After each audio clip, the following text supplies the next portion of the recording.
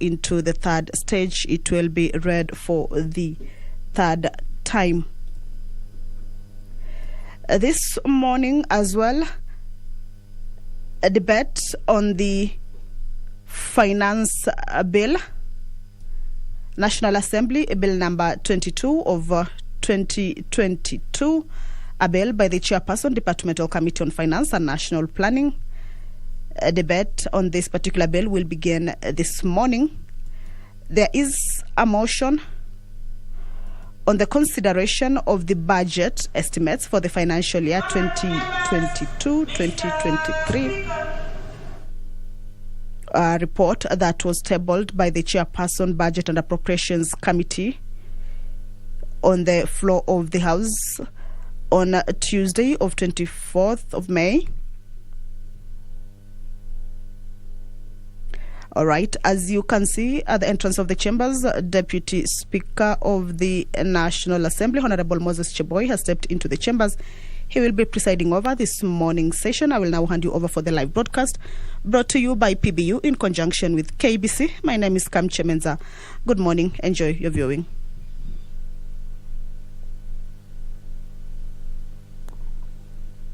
Jumbe tuombe. Ewe Mwenyezi Mungu ambaye kwa hekima na wema wako umeteua nyadhifa za viongozi na mabunge kwa ustawi wa jamii na utawala wa haki wa wanadamu.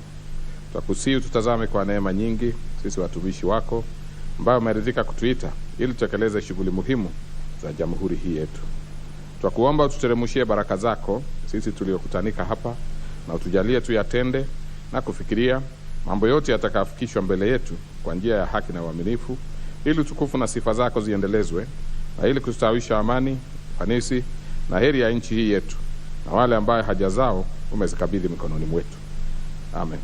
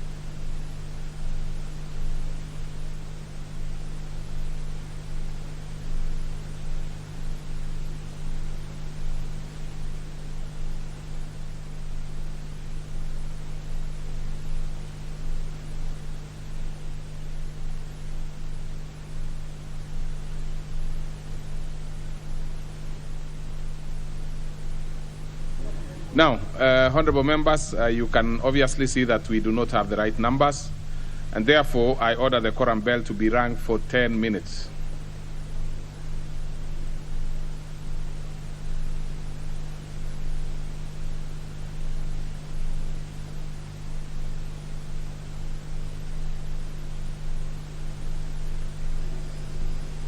Well, Deputy Speaker of the National Assembly, Honorable Moses Cheboy, directing that a quorum bell be rung for 10 minutes.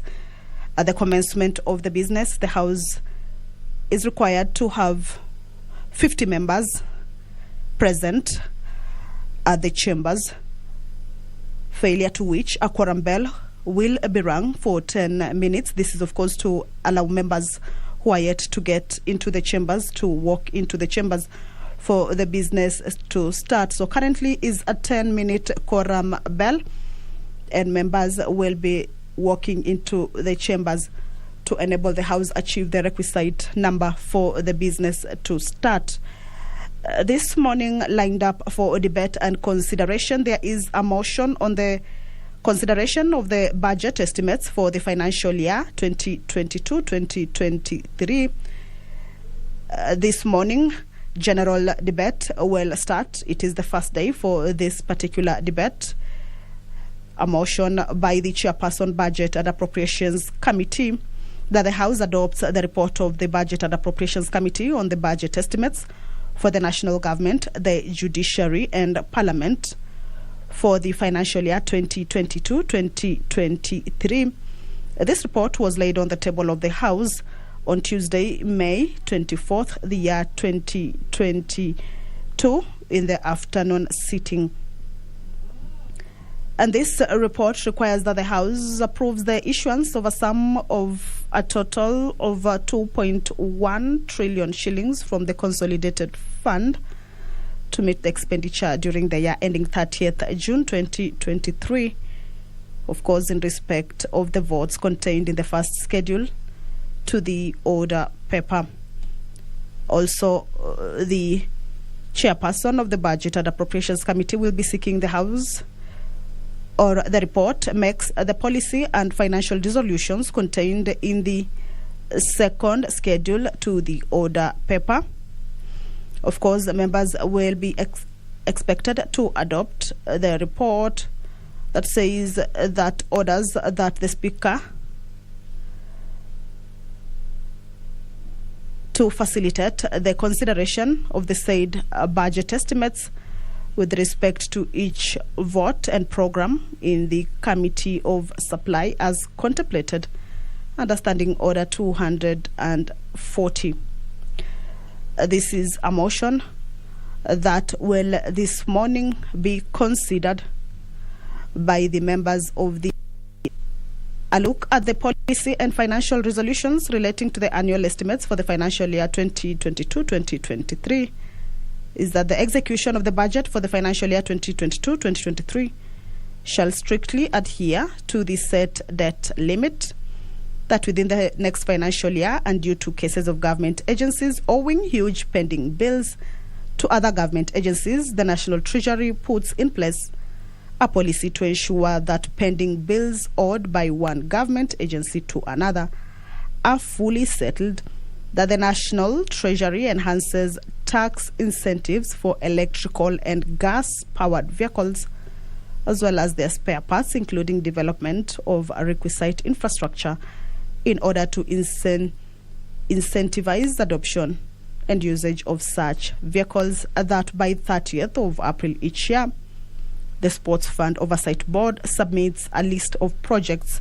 to be funded under the Sports, Arts and Social Development Fund to Parliament for consideration, so as to enhance Parliament's role in the oversight of the fund. Further, no new projects shall be introduced for funding under the Sports Fund within the year after enactment of an Appropriations Act. Another policy resolution is that due to the opaqueness in the administration of public funds created under Section 24 of the Public Finance Management Act 2012, the National Assembly discourages the formation of new earmarked public funds. Further, a thorough review of the administration and use of resources from existing funds be undertaken by the National Treasury, and a report be submitted to Parliament within the next financial year. These are some of the policy resolutions relating to the annual estimates for the financial year 2022-2023. On the financial resolutions and observation is that the 1.2 billion Kenya shillings be set aside to fund projects arising from public hearings, that this expenditure should be domiciled under the specific ministries The list of projects is to be availed before enactment of the Appropriations Act 2022. That a reduction of 21.776 billion Kenya shillings be effected from the votes and programs as specified in the first schedule to the order paper. That the amount of 22.206 billion Kenya shillings be increased to the votes and programs as specified in the first schedule to the order paper. So basically, these are some of the financial resolutions and observation in the report of the Budget and Appropriations Committee on the budget estimates for the national government, the judiciary and parliament for the financial year 2022-2023. That was laid on the table of the House on Tuesday, May 24th, the year 2022. So general debate on this particular report will kick off this morning as lined up in the order paper for this morning's business. The Finance Bill, National Assembly Bill number 22 of 2022, the Chairperson, Departmental Committee on Finance and National Planning, is also lined up for a debate on the floor of the House this morning. This bill has been submitted by the Cabinet Secretary for the National Treasury and Planning and formulates the proposals announced in the budget for the financial year 2022-2023 relating to liability to and collection of taxes and for matters incidental thereto. This bill seeks to amend a number of laws. There is the Evidence Act, Cap 80, on which this bill proposes to amend Section 133 of the Evidence Act to accommodate all officers involved in administering tax laws as set out in the first schedule of the Kenya Revenue Act. The Capital Markets Act, Cap 485A, is also set to undergo some amendments. And this particular bill seeks to amend this particular act, the Capital Markets Act, to address the shortage of investment advisory services being experienced across the country due to the restrictive nature of the act, by expanding the spectrum of persons who may act as investment advisors in offering the much needed investment advisory services. Another law that will be undergoing some amendments in this particular bill is the Insurance Act, Cap 487. And this particular bill proposes to amend Section 10, Subsection 4 and Subsection 8 of the Insurance Act to align the section with Section 21A of the Act. The Unclaimed Financial Assets Act is also set to undergo some amendments to introduce capping penalties and interest to the value of asset found to be reportable and deliverable. This is meant to address the cases where the asset may increase beyond the value of the asset, thus discouraging compliance to avoid penalties. The Unclaimed Financial Assets Act will undergo some amendments in this particular bill to introduce capping penalties and interest to the value of asset found to be reportable and deliverable. And this is meant to address the cases where the asset may increase beyond the value of the asset, thus discouraging compliance to avoid penalties. The Statutory Instruments Act is yet another law that is set to undergo some amendments in this particular bill. And this bill proposes to amend the Statutory Instruments Act 2013 to provide for the exemption of statutory instruments legislated under various tax laws from automatic expiry as provided in Section 21 of the Act. Another law that is also set to undergo some amendments in this particular bill is the Retirement Benefits, Deputy President and Designated State Officers Act number 8 of 2015.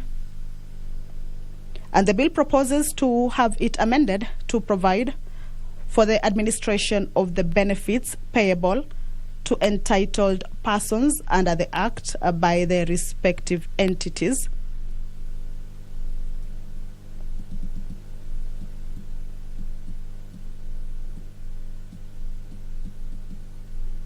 A debate on this bill is set to kick off this morning.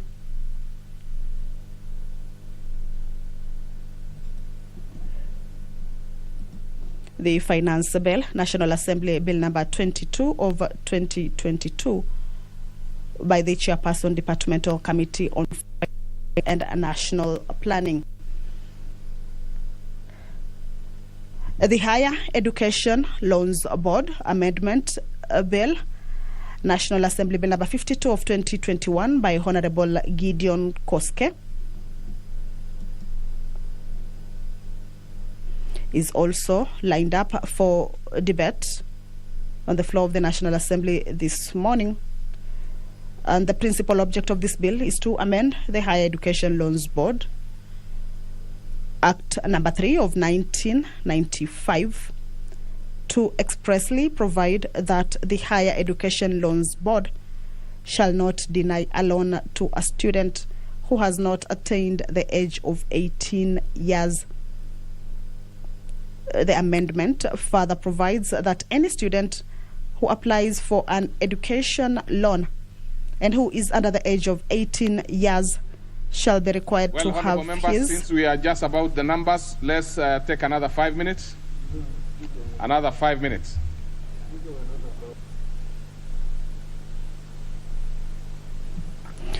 Well, the quorum or the requisite quorum is yet to be achieved. The Deputy Speaker of the National Assembly, Honorable Moses Cheboy, has ordered for the bell to be rung for yet another 5 minutes. This is according to Standing Order 34 on the quorum of the House at the commencement of the House, which states that if there is not a quorum present when the chair is taken at the time appointed for a meeting of the House, immediately after the saying of the prayer, the Speaker shall order the bell to be rung for 10 minutes. And if no quorum is present at the expiration of the 10 minutes, the Speaker may direct that the bell be rung for a further 5 minutes. And if there is still no quorum present, the Speaker shall adjourn the House forthwith to the next sitting. So currently is a 5-minute quorum bell. The first 10-minute quorum bell has lapsed. The House has not yet achieved the requisite quorum. So a further 5-minute quorum bell is underway, of course, to give time to the members who are yet to get into the chambers to reach the chambers and enable the House achieve the requisite quorum for the House business to kick off. The Higher Education Loans Board is a bill that is lined up for second reading on the floor of the National Assembly this morning. It is a bill tabled by Honorable Gideon Koske.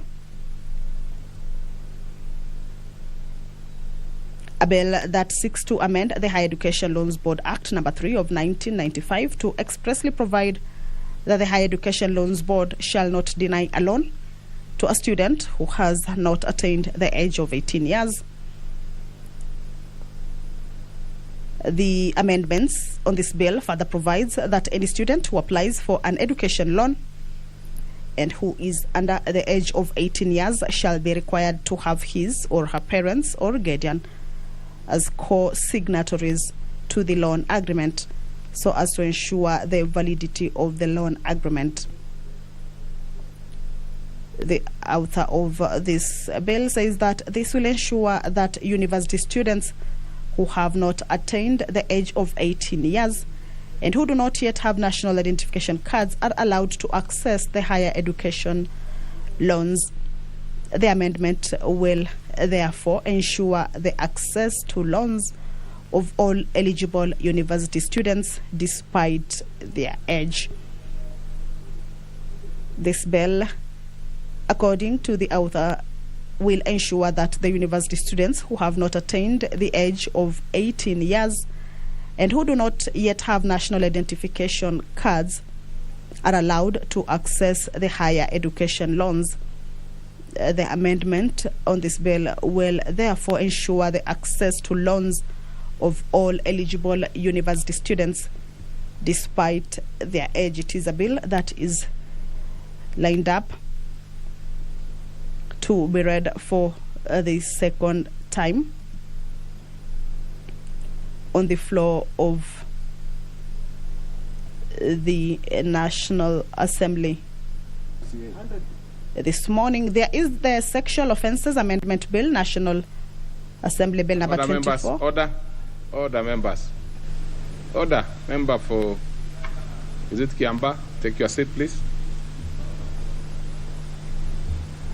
Let's begin business. Proceed. Order number 1, administration of oath. Order number 2, communication from the chair. Order number 3, messages. Order number 4, petitions. Order number 5, papers. Order number 6, notices of motion. Order number 7, questions and statements. Order number 8, motion. Report of the Committee of the Whole House on the Military Veterans Bill, National Assembly Bill number 4 of 2022. Question to be put and third reading.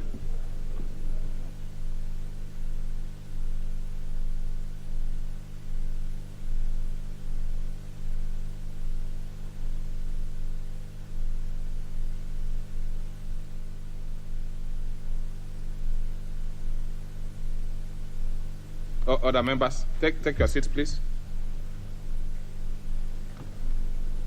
On this particular one, I propose a question, which is that this House do agree with the committee in the said report. Yes, Majority Whip, you have something? You are the one... Yes, let's see what you have, Majority Whip.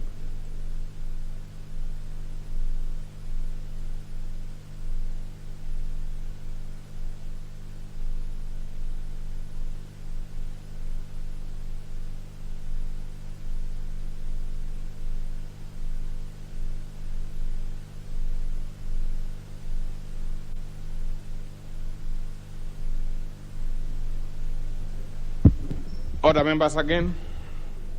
I put the question, which is that the House do agree with the committee in the said report. Will as many as of that opinion say aye? Aye. And as our contrary opinion say nay? The ayes have it. Now let's have the mover to move third reading.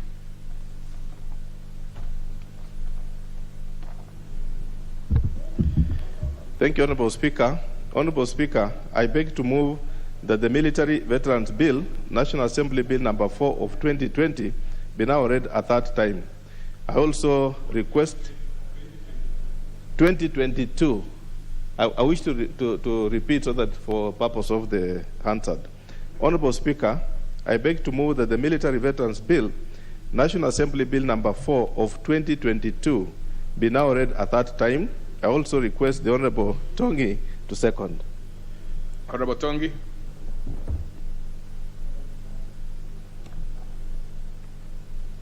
You didn't seem to bring it.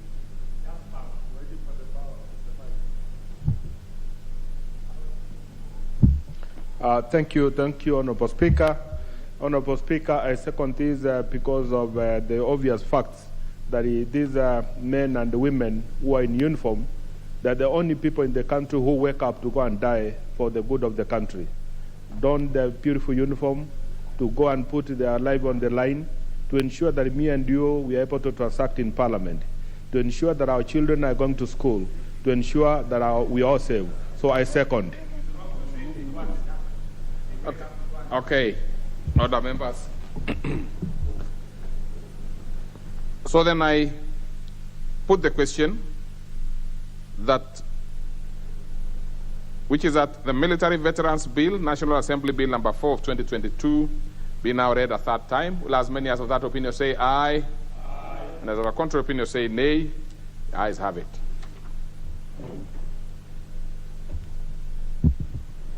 A bill for an act of Parliament to establish a regulatory and institutional framework for the management of military veterans' affairs, for the provision of benefits to military veterans and military veterans' dependents, to establish the Department's Education Fund, to establish the Defense Forces Retirement Home, and for connected purposes. Order number 9, motion, report of the Committee of the Whole House on the Persons with Disabilities Bill, National Assembly Bill number 61 of 2021. Question to be put and third reading.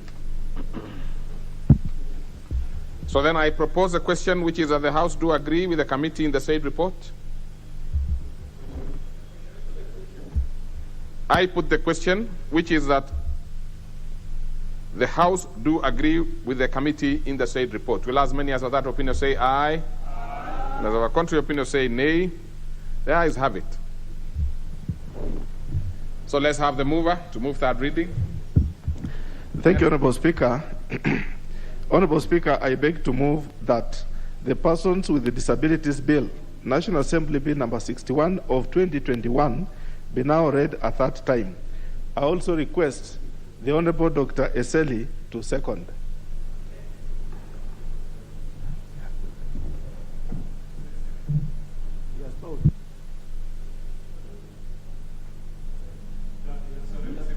Oh, I didn't see that.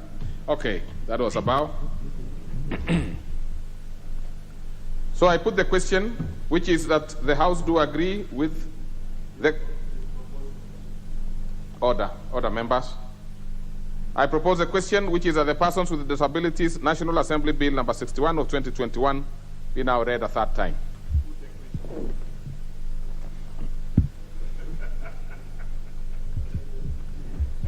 Honorable members, I put the question, which is that the Persons with Disabilities Bill, National Assembly Bill number 57 of 2021, be now read a third time. Will as many as of that opinion say aye? Aye. And as of a contrary opinion say nay? The ayes have it. A bill for an act of Parliament to give effect to Article 54 of the Constitution, to restructure the National Council for Persons with Disabilities and to provide for its functions and powers, to provide for the institutional framework for protecting, promoting, and monitoring the rights of persons with disabilities and for connected purposes. Order number 10, motion, consideration of the budget estimates for the financial year 2022-2023.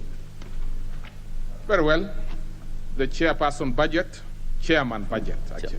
Chairman budget. Thank you so much, Honorable Speaker.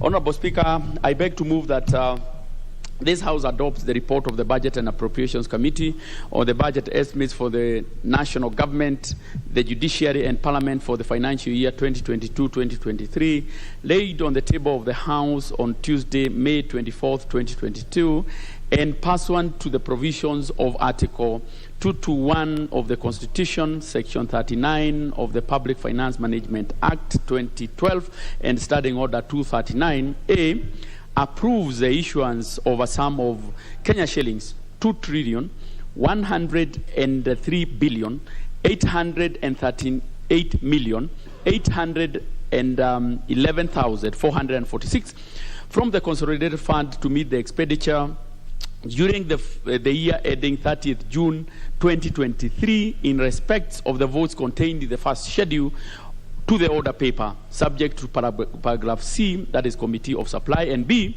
makes the policy and financial resolutions contained in the second schedule to the order paper, and C, orders that the Speaker do now leave the chair to facilitate the consideration of the said budget estimates with with respect to each vote and programs in the Committee of Supply as contemplated under Standing Order 240, that is consideration of estimates in the Committee of Supply. Honorable Speaker,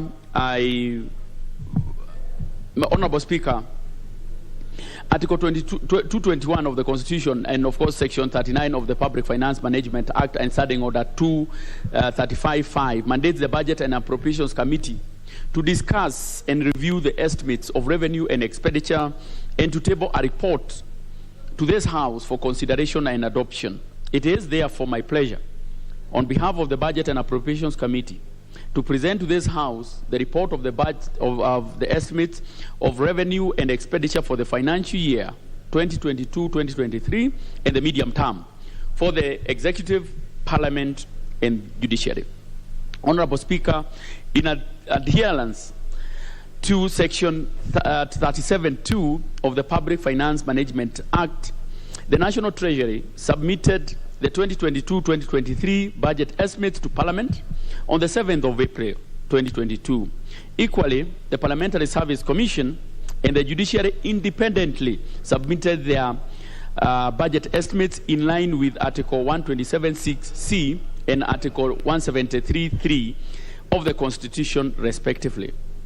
Honorable Speaker, pursuant to Article 2214 of the Constitution, the budget estimates were committed to the Budget and Appropriations Committee as well as departmental committees of the National Assembly for review in line with their respective mandates. After reviewing the budget of the various ministries, departments, and agencies within their purview, the departmental committees submitted their recommendation to the Budget and Appropriations Committee for consideration and inclusion in this report.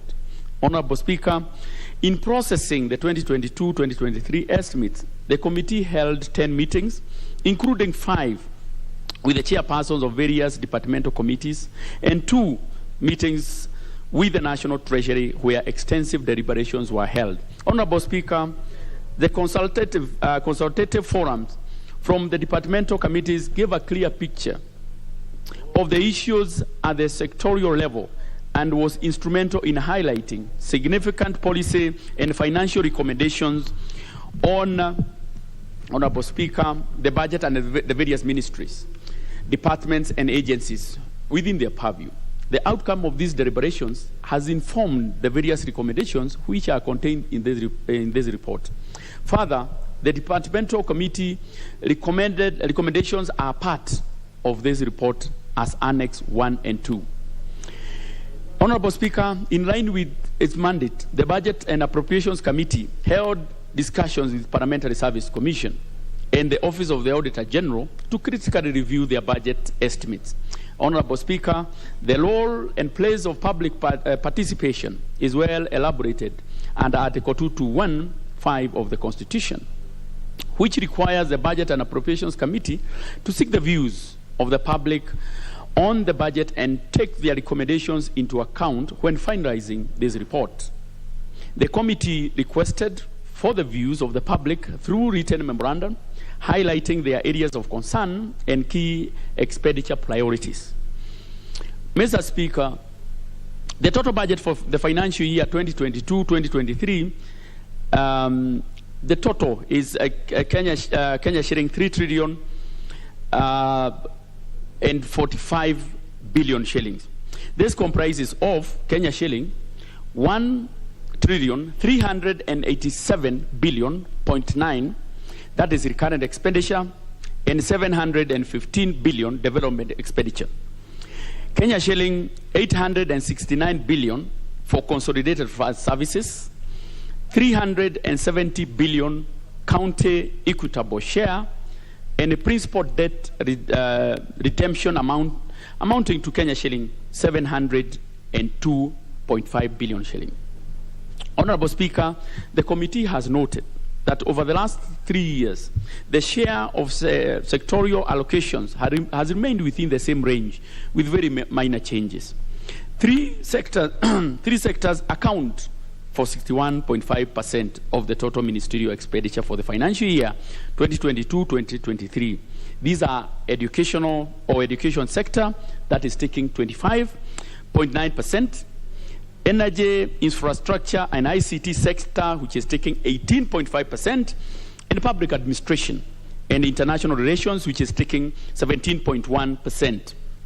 Honorable Speaker, the overall consolidated fund services, that is the CFS expenditure for the financial year 2022-2023, is projected to amount to Kenya shilling 1,570 billion. This is an increase of Kenya shilling 262.3 billion. That is 20% from the 2021-2022 CFS budget. The committee observed that the CFS expenditure is the largest component of the budget. Since the CFS constitutes a mandatory expenditure items such as debt servicing, pension payment, and its expansion, of course, it reduces the budget flexibility. Honorable Speaker, the National Treasury projected that the total revenue collection for the financial year 2022 to 2023 will amount to Kenya shilling 2.48 trillion, of which ordinary revenue is estimated to be Kenya shilling 2.142 trillion.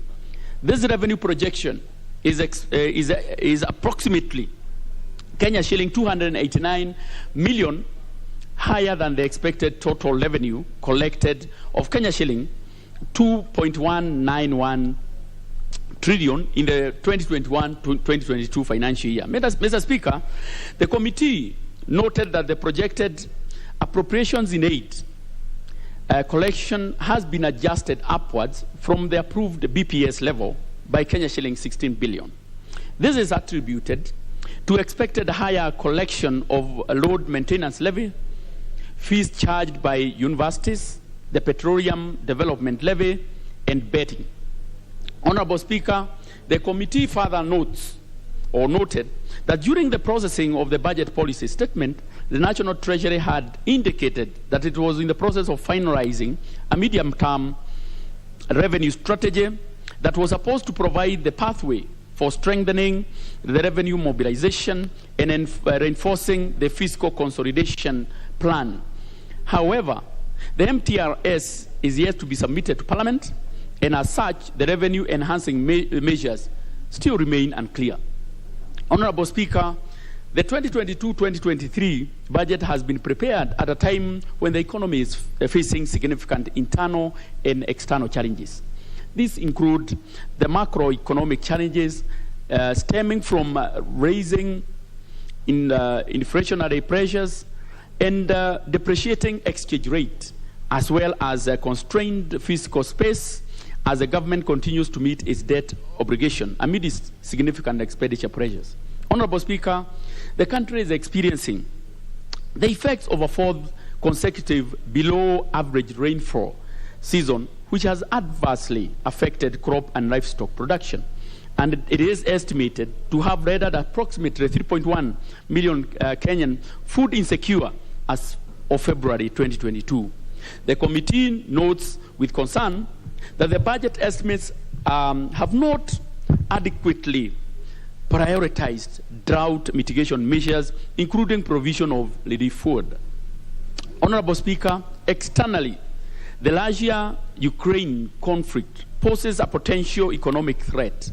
Russia is a key importer of Kenyan horticultural products and a major global supplier of fertilizer, wheat, steel, among other commodities. The disruption in the global supply chain and the impact of the geopolitical dynamics may therefore have a bearing on the performance of the Kenyan economy. Honorable Speaker, the committee is concerned that there is a potential deviation from the original benchmark agreed upon under the IMF Extended Credit Facility, ECF, and Extended Fund Facility, EFF program. The estimates and expenditure profile in the proposed budget is not consistent with the fiscal path agreed upon under the program. The committee acknowledges the enormous challenges of remaining on a fiscal consolidation path given the prevailing economic challenges that require fiscal support, such as subsidy in energy sector and support to state-owned enterprises. However, it is important for the National Treasury to ensure that the fiscal deficit remains within the limits approved by Parliament, thereby providing a sound platform of operations for the next policy discourse under the new government. Honorable Speaker, the 2022-2023 budget estimates are pegged on a GDP growth rate of 6% in 2022 and a 6% over the medium term.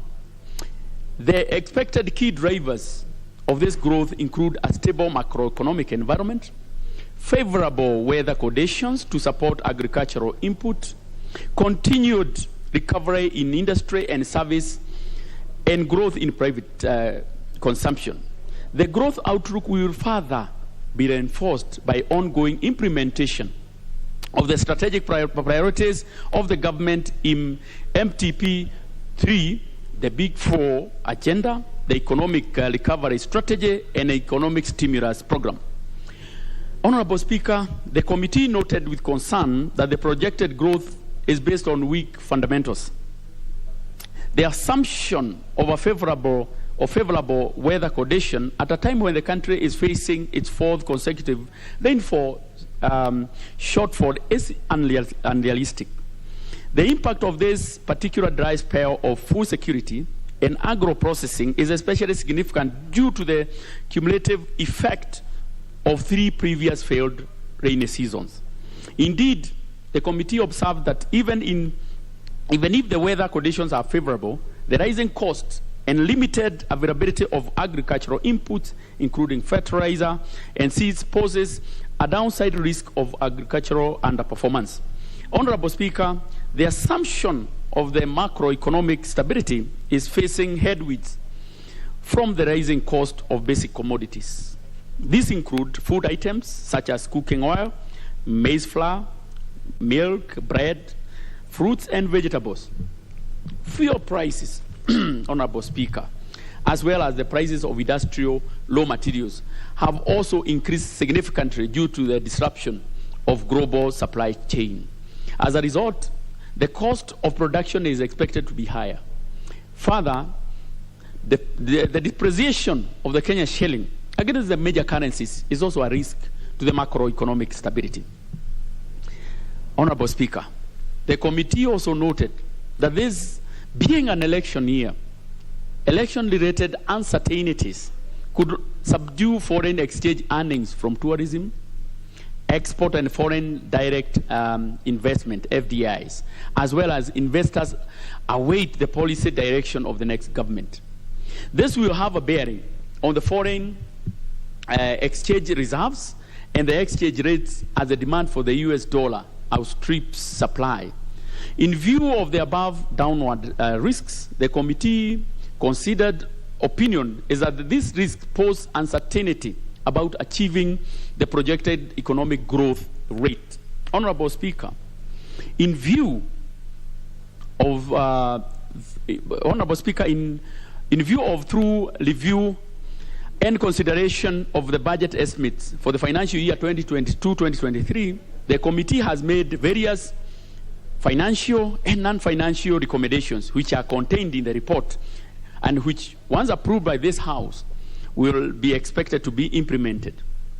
In conclusion, Honorable Speaker, I wish, of course, to request the House to adopt the recommendations, which are maybe, Honorable Speaker, if time allows, I'll be able to highlight just a few. And I will start maybe with the non-financial recommendations.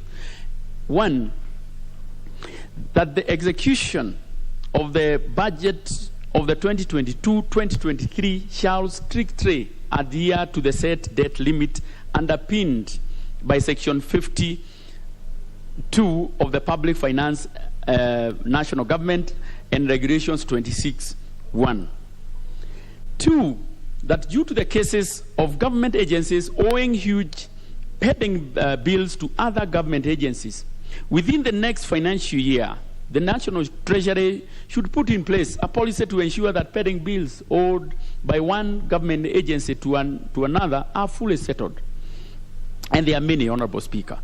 3, that the National Treasury should enhance tax incentives for electrical and gas-powered vehicles, as well as their spare parts, including development of requisite infrastructure in order to incentivize adoption and usage of such vehicles. 4, that to enhance the Parliament's role in the oversight of the Sports, Art and Social Development Fund, the Sports Fund Oversight Board should present a list of projects to be funded by the fund to Parliament for consideration by 30th April of every year, of each year. Further, no new projects shall be introduced for funding under the Sports Fund within a year after enactment of an Appropriations Act, because we have seen there's quite a number of projects that are being undertaken through the Sports Fund that do not pass through Parliament. 5, that due to the opaqueness in the administration of public funds created under Section 24 of the PFM Act, the National Assembly discourages the formation of a new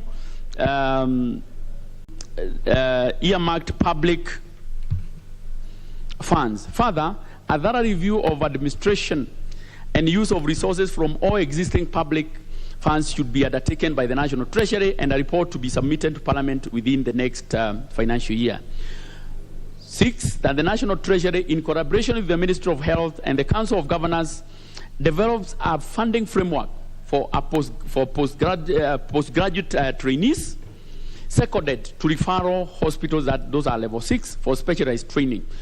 The Ministry of Health should spearhead this process and submit a report to the House by the end of the first quarter of the next financial year.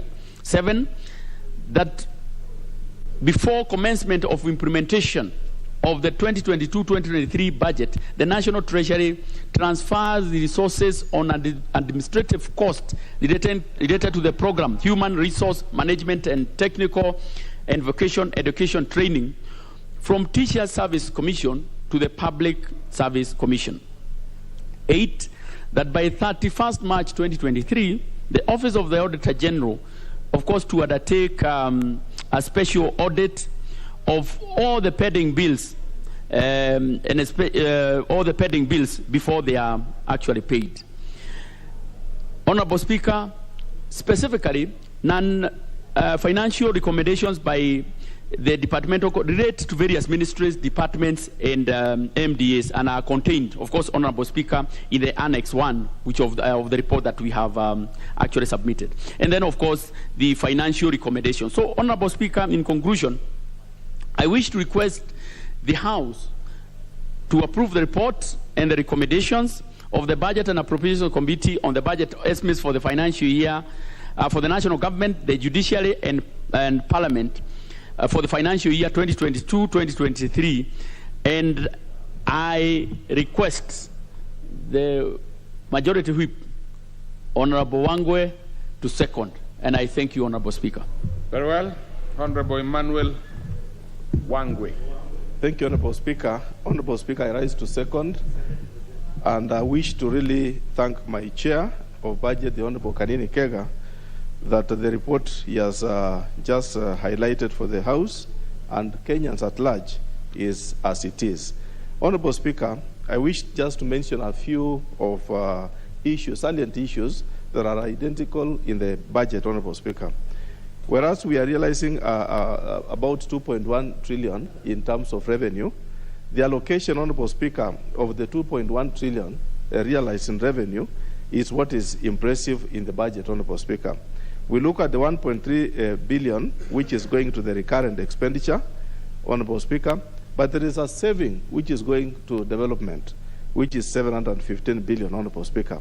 At the same time, we are leaving for the government to explore the consolidated fund with a huge figure of 869 billion. That is good enough, Honorable Speaker, to allow the executive flexibility to carry on its mandate.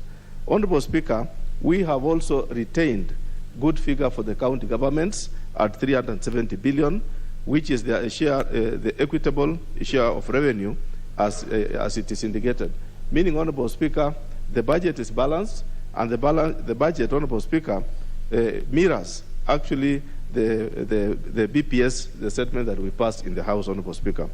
Honorable Speaker, another issue which I would want to highlight for the House, Honorable Speaker, is the issue of the percentages in terms of reflection of the percentages to various ministries.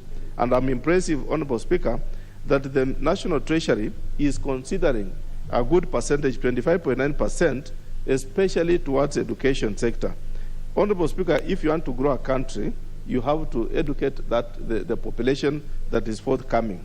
And Honorable Speaker, if this 25.9% is as per what the Committee on Education brought to us in budget, and we went through it, this is a good indication that, Honorable Speaker, the country is moving forward, and we are going to educate our young population, which will come after us. Honorable Speaker, there is also the impressive figure, which is about 17%, which is going to administration, Honorable Speaker, and interior. This means, Honorable Speaker, we are going to be secure. Our government is going to run the Ministry of Interior, which shall keep ourselves internally as Kenyans at peace and safe. Honorable Speaker, the other issue which I would want to state is the issue of the growth in. Thank you, Honorable Speaker. Is the realization of the shift in realization of 2.142 billion in revenue against the 1.8 billion, Honorable Speaker. When you look at the way KRA has been growing, Honorable Speaker, it's impressive that KRA is able to attain its targets and move on. With that figure, Honorable Speaker, the Treasury has projected a total revenue to be collected in this year 2.1 trillion, which is a paltry shift, an upward shift from the previous revenue target of 1.8 trillion in the previous year. Honorable Speaker, another issue which I would wish to highlight is the situational issue in the overall macroeconomic issue in the country, Honorable Speaker. We find that this budget is coming at a time, Honorable Speaker, when we have the Russia-Ukraine conflict that is going on. It's a war that, although it's very many miles away, it's affecting us because Russia, Honorable Speaker, is a key supplier of fertilizer, is also a consumer of our tea. Therefore, Honorable Speaker, any kind of interruption in the supply chain definitely has a big effect on our economy. And therefore, Honorable Speaker, we were likely to experience inflationary pressures and depreciating exchange rate. We cannot realize a positive exchange rate, Honorable Speaker, hardening against the US dollar. Yet, Honorable Speaker, we cannot realize the exports thereon. Therefore, it's important that, Honorable Speaker, all Kenyans be made aware of the situation which is beyond us that is giving us that kind of a position. Honorable Speaker, the other issue which I would wish to highlight here is the issue in terms of natural phenomena. We are all aware that we are experiencing unpredictable weather pattern, which is affecting the issues of rainfall. And Kenya, Honorable Speaker, is agriculture-based. You find that any shift, be it over rainfall or below the rains, it affects both production of the vegetation and livestock. Today, 3/4 of almost the northern Kenya is suffering from lack of rainfall and severe drought. What is it that is happening that we can do about it? In the budget, Honorable Speaker, the CS has not actually come up very clear on the issues that how he's going to save this the issue of drought. Instead, he's leaving it as part of the consolidated fund. A situation which, Honorable Speaker, in future, we would wish that the CS at least delivers a budget which is explicit and express of a situation which is visible, so that members from the northern Kenya should not again, Honorable Speaker, look at a budget from the funds which is part of the consolidated fund. Let the consolidated fund, Honorable Speaker, provide for issues which are not explicit, like what we are not able to predict in future, Honorable Speaker. Honorable Speaker, there is also the issue in the budget of the Treasury has really come up with a budget based on the issues of fuel. Honorable Speaker, the challenges facing fuel supply at large is key. When we pay out in terms of importation of fuel, and the issues on pricing on fuel trickles to every manufacturing, every sector of the economy, be it transport, be it manufacturing, be it health, it's eventually affected when the prices of fuel is going up. Therefore, Honorable Speaker, this budget is good because it is sensitive to the likely rising of prices in the fuel sector, fuel industry, Honorable Speaker. Honorable Speaker, as I conclude my seconding, I wish also to look at the issues of the pending bills. The National Treasury, Honorable Speaker, has not explicitly come up in this budget to look at the pending bills. Honorable Speaker, if you don't pay suppliers of government, what you are telling us is suppliers will deliver goods at a higher cost because they do not know when are they going to be paid and what is going to happen. Therefore, Honorable Speaker, most of the suppliers have had their pending bills being kept in the National Treasury for as long as 10 years. Honorable Speaker, this is a key issue which I feel the next House should be able to look at a mandatory rule that shall push the Treasury to pay the suppliers of various government goods and services so that Kenyans can receive value for their money as well as value for their supplies. Honorable Speaker, with those few highlights, I wish to second. Okay. Other members?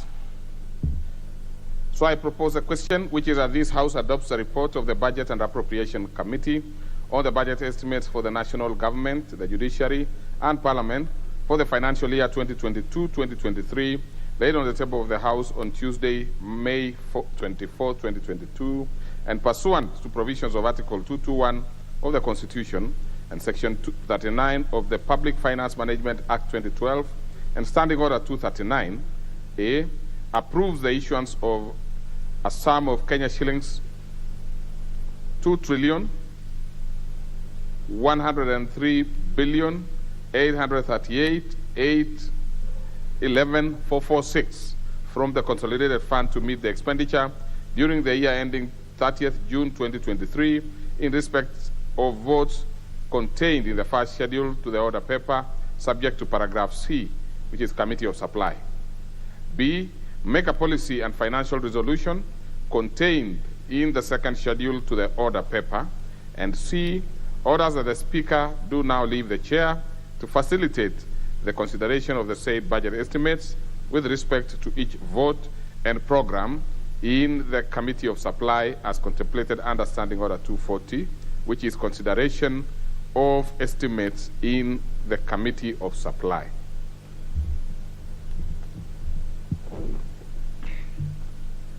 So, honorable members, we will, as you are aware, and by the resolution you yourselves made earlier this year, every member will be speaking for 5 minutes.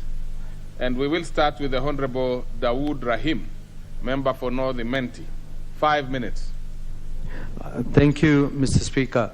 Mr. Speaker, I want to join my colleague, Chairman of Budget.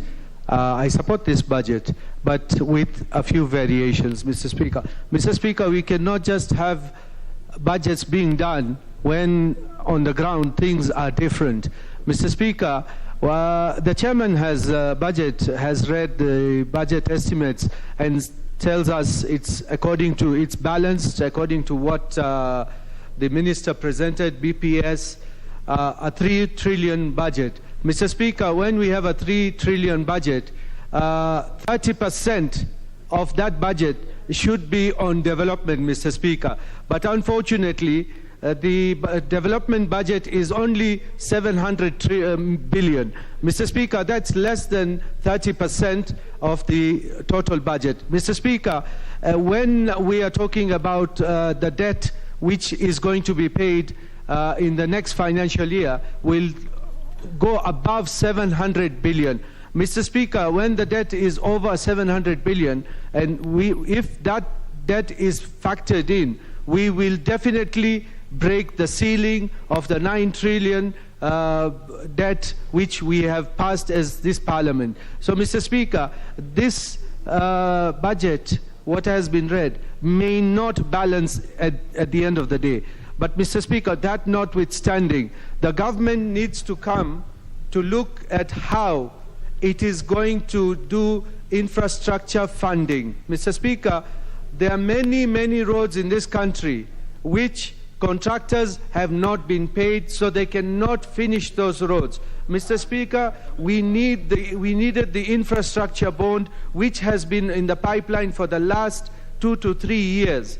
But apparently, the Minister for Finance, Ukur Yatani, cannot take that into account. And Mr. Speaker, we need to finish all the roads and pay all the suppliers, because the suppliers, if they are not paid, how do they finish the work? Mr. Speaker, we need to put money in electricity. We need to put transformers. We need to help Kenya Power and Kengen and RERAC to do what we need, electricity. Mr. Speaker, we also need money to go to water, PANS, water, the Ministry of Water.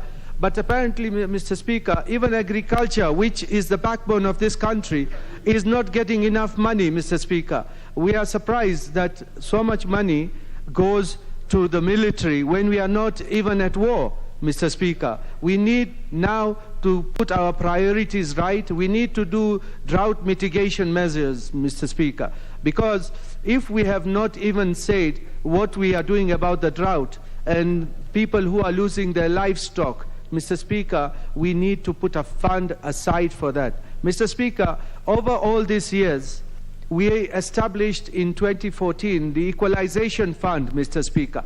Then we said the Equalization Fund would go according to districts or locations and that. But Mr. Speaker, to date, that Equalization Fund has just gathered money and nothing has gone down to the ground. And Mr. Speaker, we need to know, yes, we agreed to fund to bail out Kenya Airways, but how long are we going to be bailing out Kenya Airways, putting good money where bad money is? Mr. Speaker, we need now to put people on the spot who cannot deliver. They should deliver, because otherwise then we cannot get anything done. I'm glad the chairman has talked about KRA, and the chief whip has talked that KRA has done a good job under the chairmanship of Ambassador Modaura and the Commissioner General. But, Mr. Speaker, we need to put taxes down so that people who have suffered during this time of COVID need to be compensated, need to be encouraged, because, Mr. Speaker, we cannot be a country where only we are paying taxes and services are not there. So, Mr. Speaker, we need to sort out our issues, and I hope the next government which is going to come, or the presidential candidates, can tell us how they are going to put this debt down, because we need to fight corruption, and DCI Kinoti is doing a good job with Nurdin Haji and EACC. So we need to give them more money so that at least we get the corrupt out of the system and we can collect more money. Your time is over, so let's have the Honorable Atandi. Thank you, Honorable Speaker, for giving me the opportunity. And I want to say, Honorable Speaker, that this budget has been framed under a very difficult macroeconomic environment because, Honorable Speaker, you are aware that this is the year that we are conducting elections. And when we are conducting elections, usually the private sector, they have a tendency to withhold investments awaiting the outcome of elections. And, Honorable Speaker, this is likely to affect the projections that have been put here, the revenue projections. Honorable Speaker, there's a lot of pressure. There's a lot of substantial pressure on the revenues because even though we are saying KRA has been meeting their objectives, my view, Honorable Speaker, is that the targets that have been set for KRA and going by the size of this economy, the KRA ideally should do more. They should be able to project to raise at least upwards of 2.5 trillion in this financial year. But this is not possible because the government is not investing substantial resources in the sector that are supposed to promote the economy. For instance, Honorable Speaker, we are in the economic master plan of this government, there is the talk that the manufacturing sector is supposed to contribute substantially in the expansion of the economy. But, Honorable Speaker, if you look at the budget allocations on energy, on electricity, there is very little that has been allocated to ensure that the prices of electricity have come down. And we cannot be able to expand, the manufacturing sector cannot grow if we do not put money, if we do not manage the cost of electricity. Most of the companies, manufacturers are moving out of Kenya to the neighboring countries because of the cost of electricity. So I think, Honourable Speaker, in future we need to have more resources put to manage the cost of electricity. Also, Honourable Speaker, the economy needs to focus on growing rural economies. What are we doing? How much money are we investing to promote the development of rural economies? If you go to the villages, if you go to the counties, there's zero that is going on there. What is going on there is consumption. So in order to help this economy to expand substantially and raise more resources and create jobs for our people, the budgets must put more resources in the villages to grow small-scale farmers, to grow people, set up companies, to industrialize the villages. So this is something that, Honourable Speaker, I think this Parliament needs to take note of. Also, Honourable Speaker, I know that the government has put so much resources on infrastructure, but you find that the infrastructure that is going on is connecting cities, connecting towns. But the rural infrastructure is zero. There are less tarmac roads in the villages, in the interiors. The tarmac roads that we are seeing are majorly in the cities and in the towns.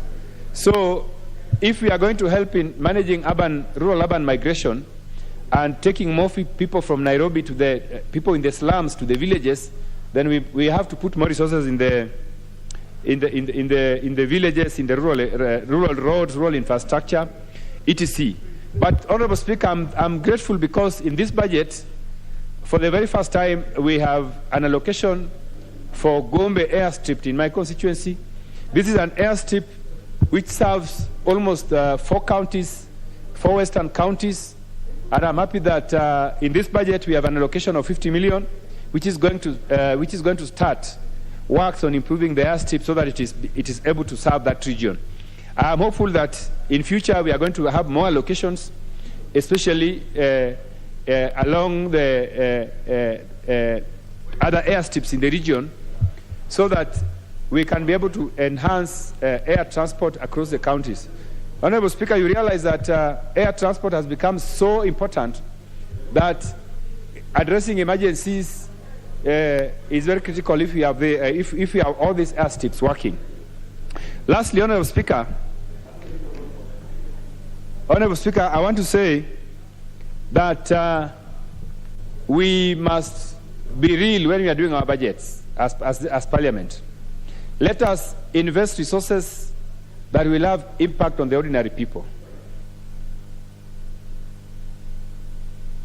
Sorry, Honorable Atandi, your time is over. You had very good contribution, but what can we do? It's about the timing. Now, it would have been the Honorable Ngeno, but he has told me that he wants to look at this document in detail. So in the meantime, we go to the next member, which is the Honorable Dr. Nyikal, member for Seme. Thank you, Mr. Speaker, to give me this opportunity. Mr. Speaker, I rise to support this report. And Mr. Speaker, I want to comment on 2 major issues.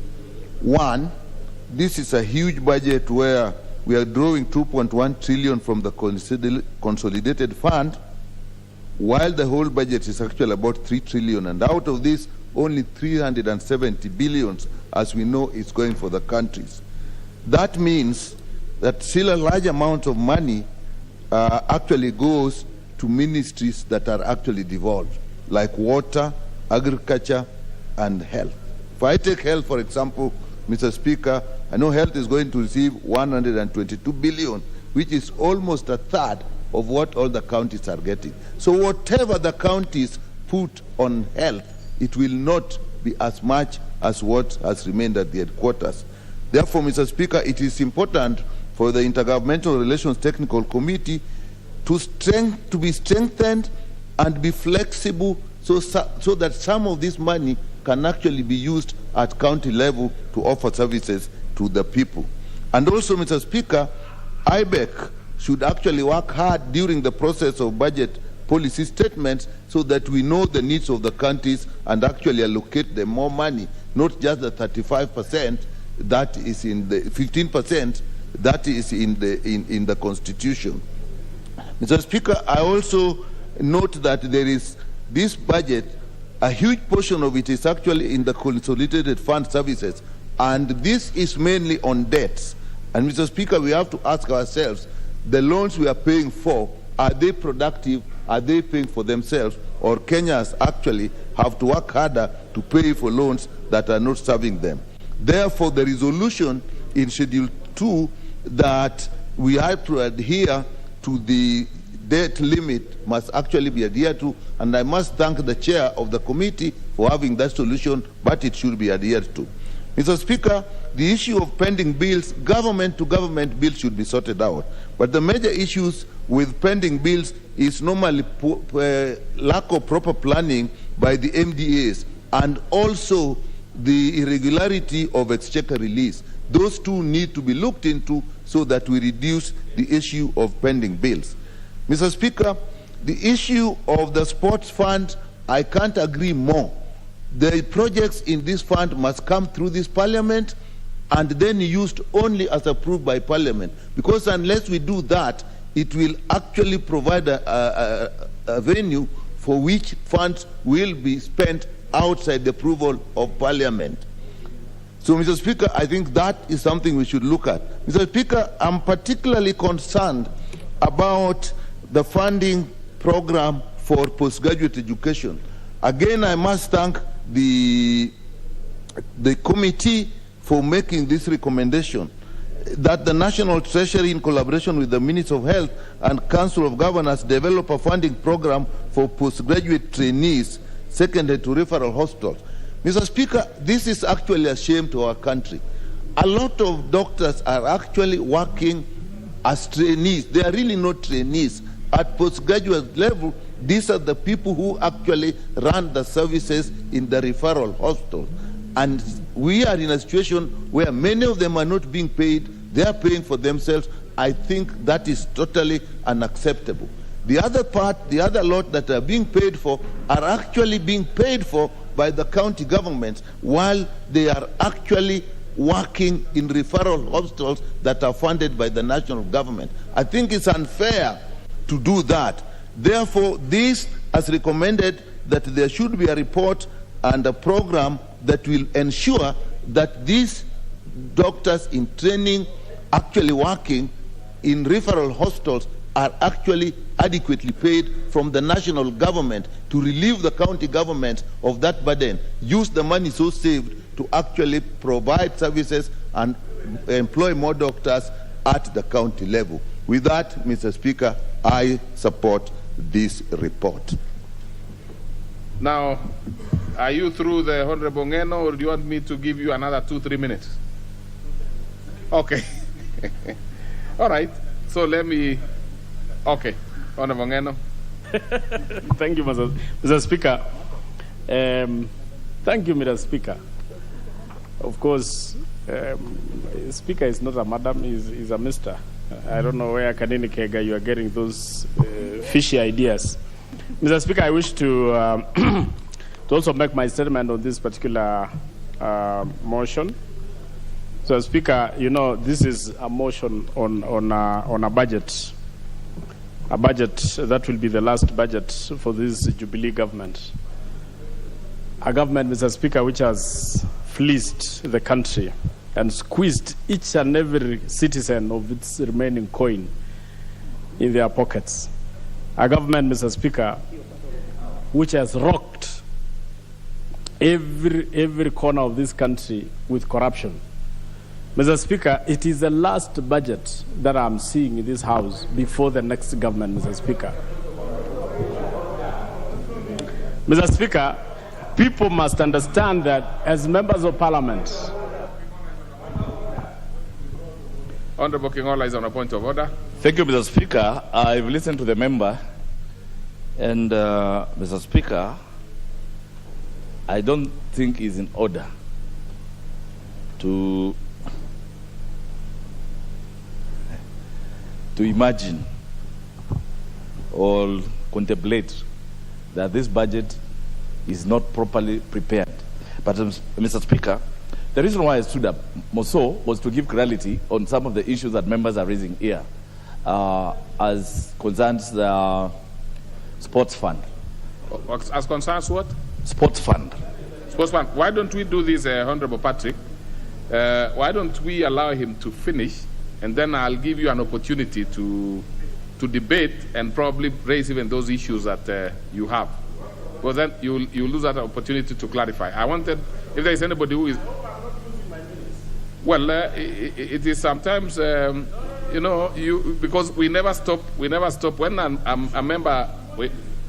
Okay, so in your case, I'll give you an opportunity, Honorable Kingola. Honorable Atandi. Speaker. Just relax, Honorable Ngeno. You will have your time. Okay. No. Honorable Speaker, is Honorable Ngeno in order to insinuate that the government has robbed its citizens when he knows very well and he belongs to a political camp led by somebody who is the most corrupt person in the country? No, that one does not help much, because now... Is he in order? Now it doesn't help much. I think we are now getting into issues that are not very relevant to the estimates.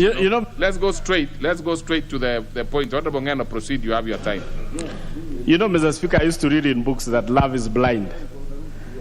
But surely, such a member, a honorable member, is actually making that particular statement true, that really love is blind.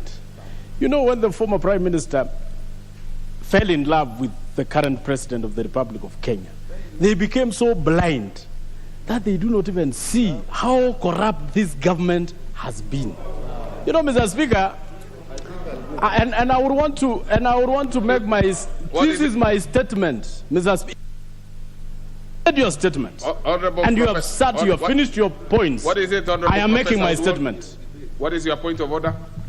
You see, I mean, if we could go to these estimates straight without a lot of politics, probably we'll save a lot, including unnecessary points of interventions. Thank you, Honorable Speaker.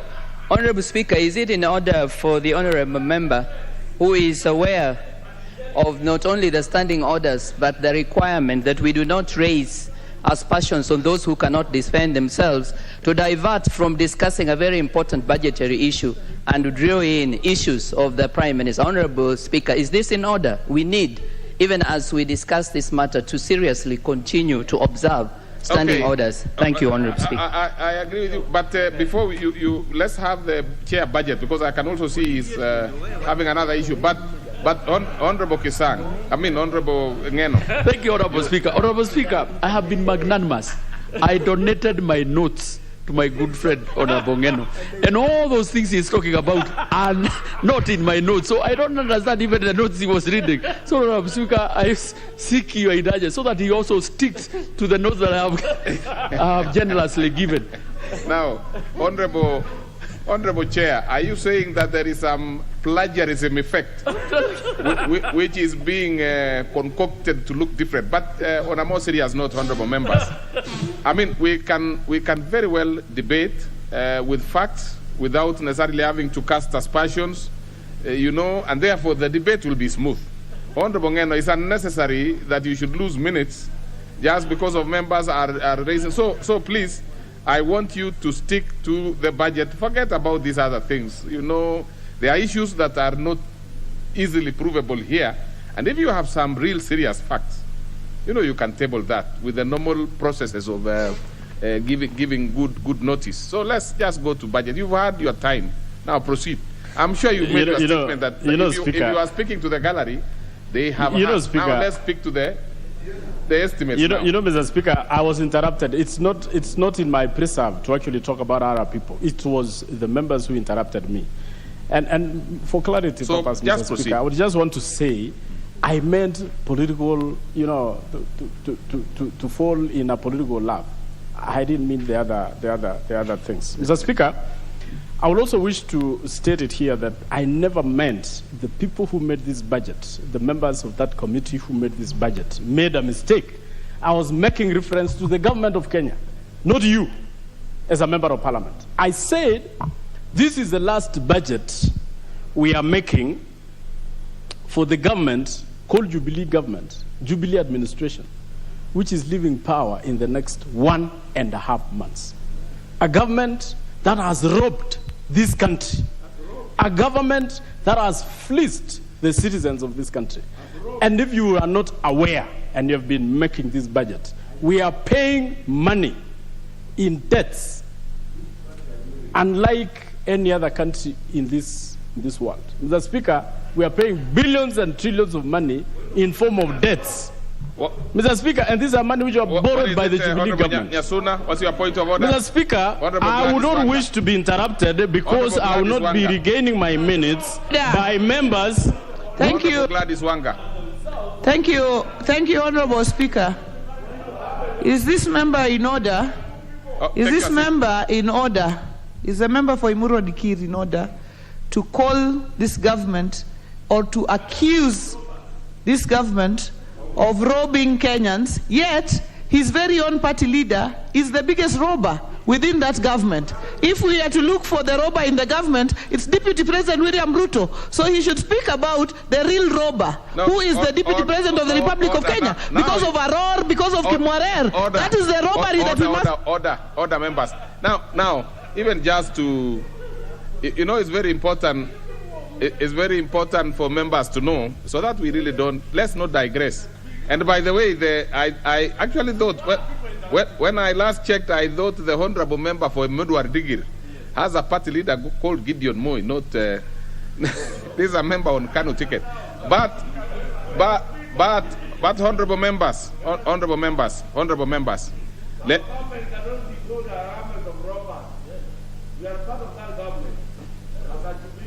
you know, I am tempted to give opportunity to the Honorable Jimmy Angwenyi by virtue of seniority, and let me give him. No, you know.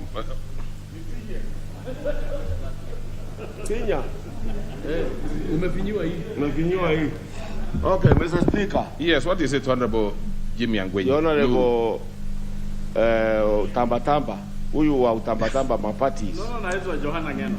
Naitwa Johanna Ngeno Tamba, because he has moved from Jubilee to Kanu, from Kanu to UDA. Now you are moved out of UDA because you are criticizing the government which is owned by the leader of UDA. Mr. Speaker, I request the member of parliament to withdraw calling our government a government of robbers, and we are not robbers. We proceed now, honorable members. I think on a serious note, on a very serious note, the issue budget is an extremely. What is it, Honorable Angwe? Then you see there are things that we. Thank you, Mr. Speaker. Mr. Speaker, it's important that members be made aware that the House is still a full House until when it will be adjourned Sinadai. And Honorable Speaker, I wish to refer you to Standing Order number 91, where, for avoidance of doubt, I wish to read for the member that a member shall be responsible for the accuracy of the facts which the member alleges to be true and may be required substantiate any such facts instantly. I therefore wish to put this to the honorable member of Emura Dikir, that Honorable Speaker, he does substantiate who is corrupt in the government, who is this person that is corrupt in the government, what is this he's calling a corrupt government, Honorable Speaker.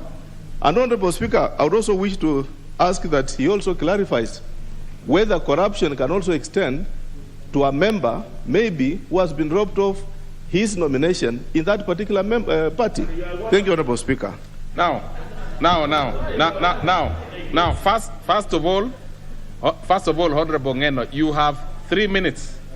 You have 3 minutes to contribute. You have 3 minutes. You have 3 minutes. You had contributed for 2 minutes. I have managed to save some minutes that I haven't contributed 2 minutes. No, you have. These people have robbed me. So this Honorable Ngeno, I think what we need to do, you have the floor. This is an extremely serious matter, honorable members. It is. This is an extremely serious matter. It is good for members to contribute. Just contribute to this. Those other issues, we can do it in other forums. We have many other forums. Let's proceed. Bwana Speaker, wacha hata niende kwa Kiswahili. No, you can't change halfway. Because you know, Speaker, it is not. You know when I say, Mr. Speaker, that this government has robbed the people of Kenya.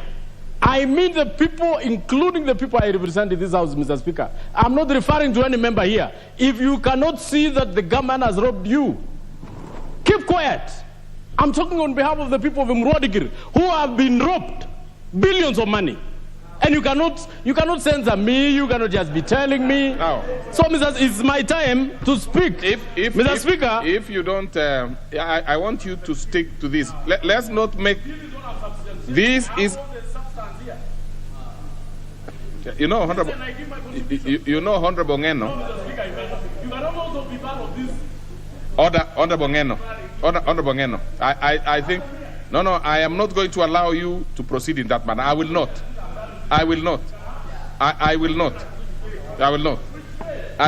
So if you...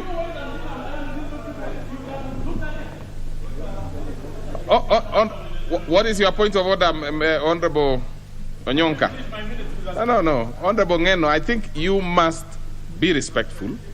You must contribute. No. There are many allegations. What is your point of order, Honorable Onyonka?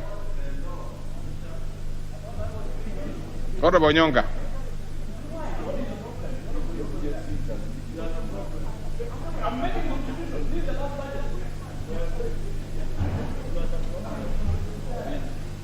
Speaker, you are also being partisan.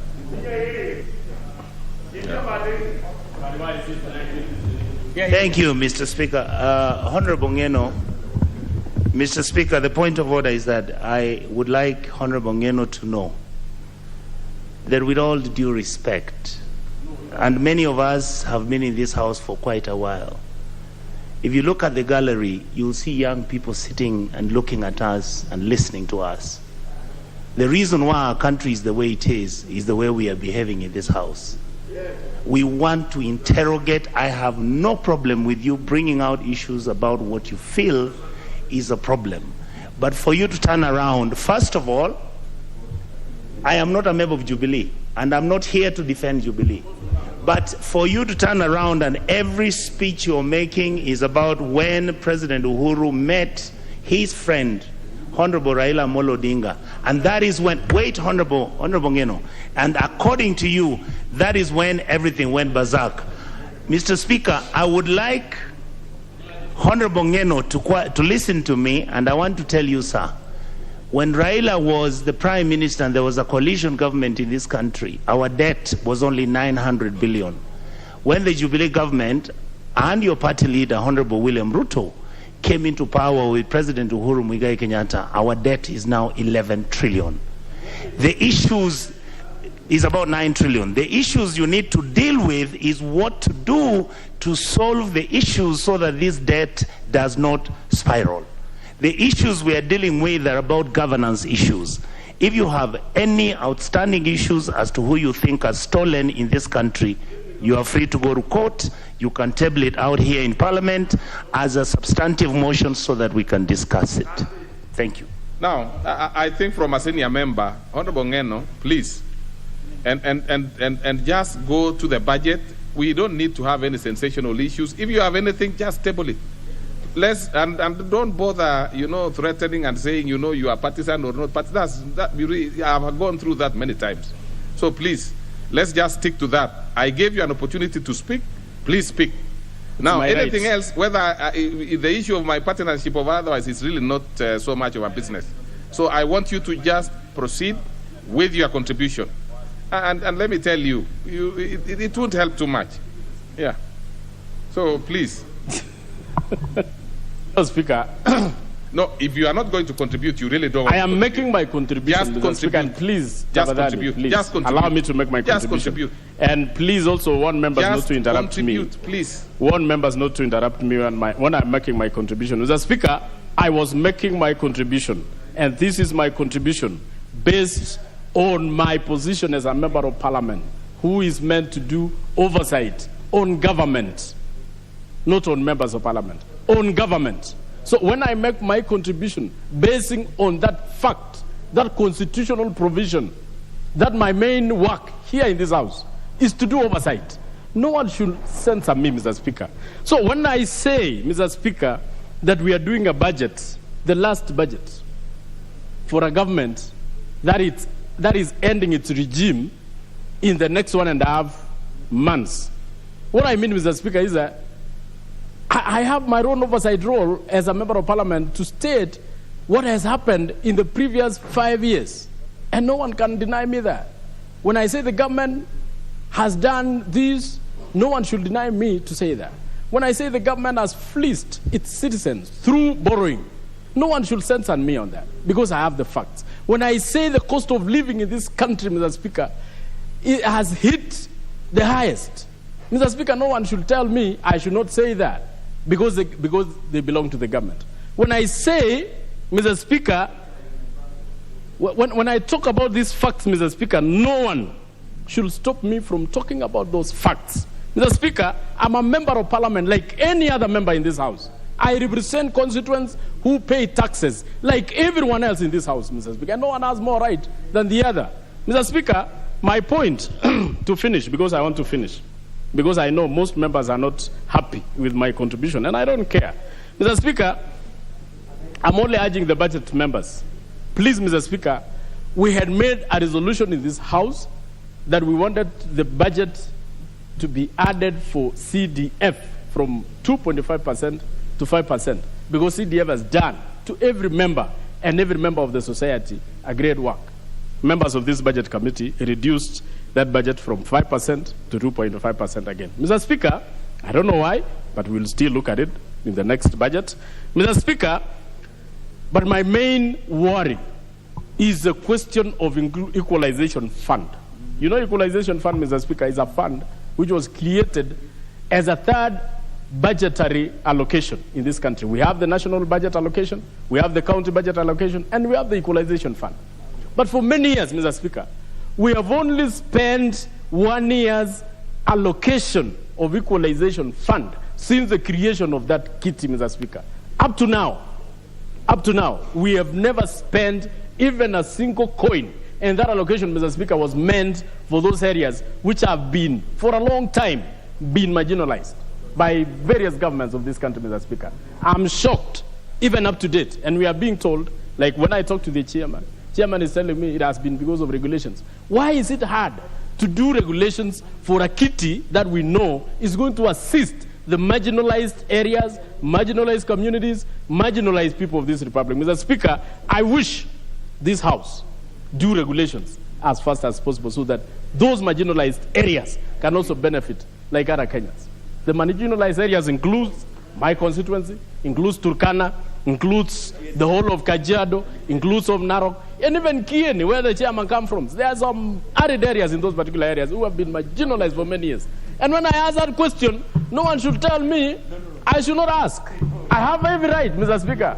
I'm an elected member like you, like anybody else here. So I have the right to ask whatever I want to ask of a government that we elected and put in place. And Mr. Speaker, by the way,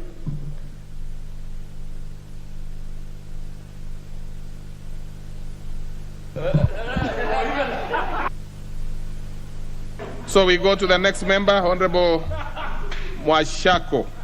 Honorable Mwashako.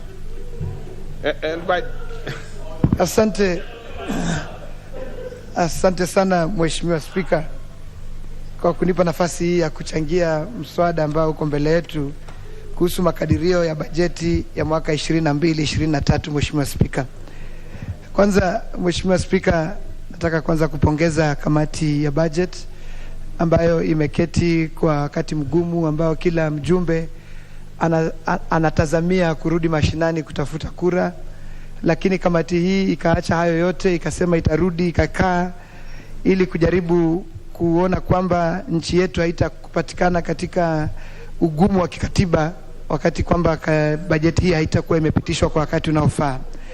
Mheshimiwa Spika,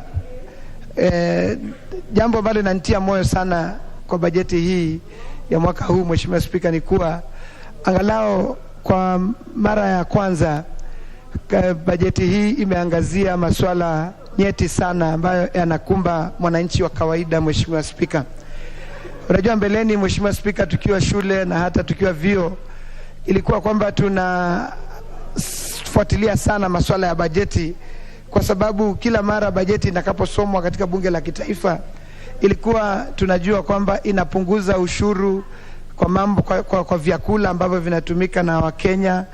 Tulikuwa tunajua kwamba masuala ya maendeleo yanaangaziwa kwa kina sana, na pia tulikuwa tunajua kwamba katika kila bajeti kila sehemu ya nchi ingekuwa basi imekumbukwa kwa mgao ambao ungeweza kuinua maisha ya mwananchi wa kawaida. Mheshimiwa Spika, miaka hizi za sasa ambazo bajeti inatengezwa katika wakati mgumu sana, tunajua kwamba bei ya vyakula vimeenda juu sana. Kumekuwa na unaitwa mfumuko wa bei, kizungu anaita inflation.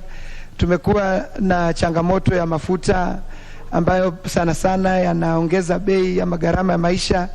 Tumekuwa na kipindi kigumu cha njaa Mheshimiwa Spika, ambapo hali ya anga imekuwa ya kutatanisha sana. Kila mara tunapoandika bajeti Mheshimiwa Spika, hakukosi sentensi ya kusema kwamba ukuaji wa uchumi ama ile inaitwa growth ya GDP inategemea sana hali ya hewa vile itakavyokuwa. Mara nyingine mpaka naona kama tunasahau tu kutaja kwamba tunategemea Mungu sana ili kufikia malengo ambayo tumeweka katika bajeti zetu za kila mwaka. Maana kama tunataja hali ya hewa Mheshimiwa Spika, basi ni vyema wakati tunapitisha bajeti pia tunakuwa na kipindi kama bunge la kitaifa la kuombea hali ya hewa Mheshimiwa Spika. Manake sasa tunasema kwamba kama hali ya hewa haitabadilika, ni vizuri niseme kwamba kwa miaka mitatu sasa tumekuwa na upungufu wa mvua Mheshimiwa Spika, na maeneo mengi Kenya yetu inategemea kilimo. Bajeti hii haitafikiwa kama masuala ya mvua ama masuala ya kutegemea mvua hali ya hewa haitakuwa nzuri Mheshimiwa Spika. So la muhimu ni kusema kwamba hadi lini tutaendelea kukadiria hali ya hewa ikiwa kama kigezo kikubwa katika bajeti zetu za nchi Mheshimiwa Spika. Lakini hata nikiacha hayo Mheshimiwa Spika, mimi natamani kwamba baada ya uchaguzi, na ni jambo ambalo lazima kama Wakenya tuwe makini sana. Tunasema kwamba uchumi wa Kenya utakana ukue kwa 6% mwaka huu na katika miaka inayokuja ya hivi karibuni 6.1%. Lakini tunajua kila mara tunapoenda kwa uchaguzi Mheshimiwa Spika kunakuwa na taharuki. Sasa ni vizuri kama sisi kama viongozi na wale ambao sana sana tunapigania nyadhifa mbalimbali nchini, tuhakikishie Wakenya kwamba matokeo yatakayotokana na uchaguzi basi yataheshimika Mheshimiwa Spika. Sasa hii ukisikia viongozi wanavyoongea, wengi wanapiga kifua wakisema kwamba wako na kizungu wanasema numbers, wako na uhakika kwamba watachukua serikali. Wameenda vikiwango vya kuwa wameweza kuahidi mambo mengi ambayo tunajua mara nyingi ni story tu. Sasa tunasema kwamba uchaguzi utakapokuja tarehe 9 mwezi wa 8, wacha Kenya iwe tu ni sehemu tu ya kizungu anasema let it be just a day's activity. Majibu yatoke, yule ambaye atatangazwa mshindi aanze kutekeleza bajeti hii, yule ambaye atakuwa ameshindwa basi arudi nyumbani. Na Mheshimiwa Spika, ninasisitiza sana kwamba hata IBC yatakana ipeane kizungu nasema commitment kwamba watafanya uchaguzi wa haki, wa uhuru, ili kila Mkenya anapoenda kupiga kura anajua kura yake itahesabika Mheshimiwa Spika. Ili masuala ya bajeti haya tujue kwamba bajeti hii itatimizwa, Wakenya watapata afueni na bei ya mfumuko wa vyakula, na maisha ya Wakenya na maendeleo ya nchi yatasonga mbele Mheshimiwa Spika. Kumalizia Mheshimiwa Spika, ni kusema kwamba nimeona kwamba bajeti hii imeangazia sana miundo misingi ya nchi, na ni vyema basi vile vilivyoangaziwa tusije tukawa na supplementary budget mengi kuelekea. Asante, thank you very much. Now, before I give the next member, let me recognize in the public gallery students from Koru Girls High School of Muhoroni Sub-County, Kisumu County, right? Muhoroni Sub-County. That is Koru Girls High School, isn't it? So they are here to follow proceedings and learn from works of the National Assembly at this very serious time of debating budget. What is it, Honorable Wanga? What is it? Thank you, Honorable Speaker. Honorable Speaker, I just wanted to welcome girls from Koru Girls to the National Assembly. I thought I did, but I wanted to add, because Koru Girls, Honorable Speaker, is my home. In Kisumu County is my home county. Moroni constituency is my home constituency.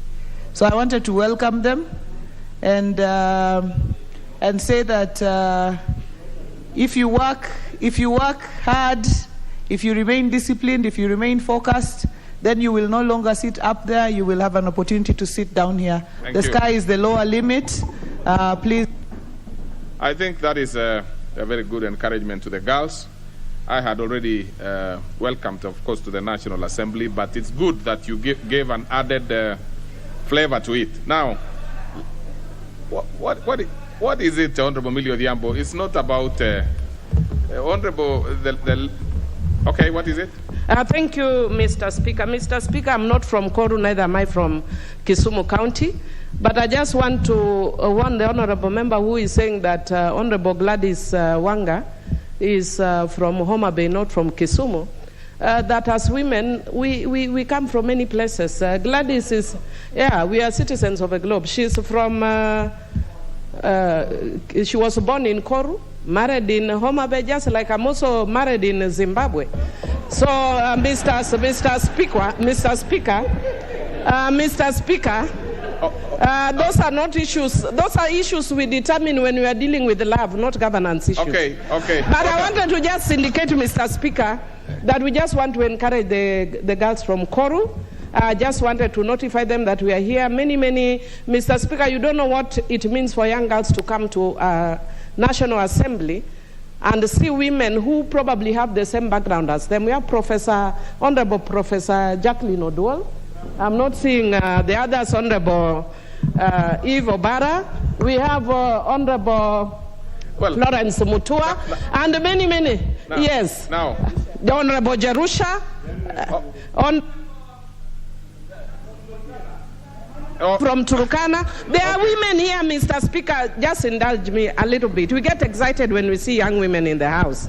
But we have women, and if the women in this house could have reached here, coming from those backgrounds, we want to tell them that, as Gladys says, the sky is the lower limit. They can be whatever they want to be. Doctors, engineers, lawyers, whatever. So welcome, girls. Thank you.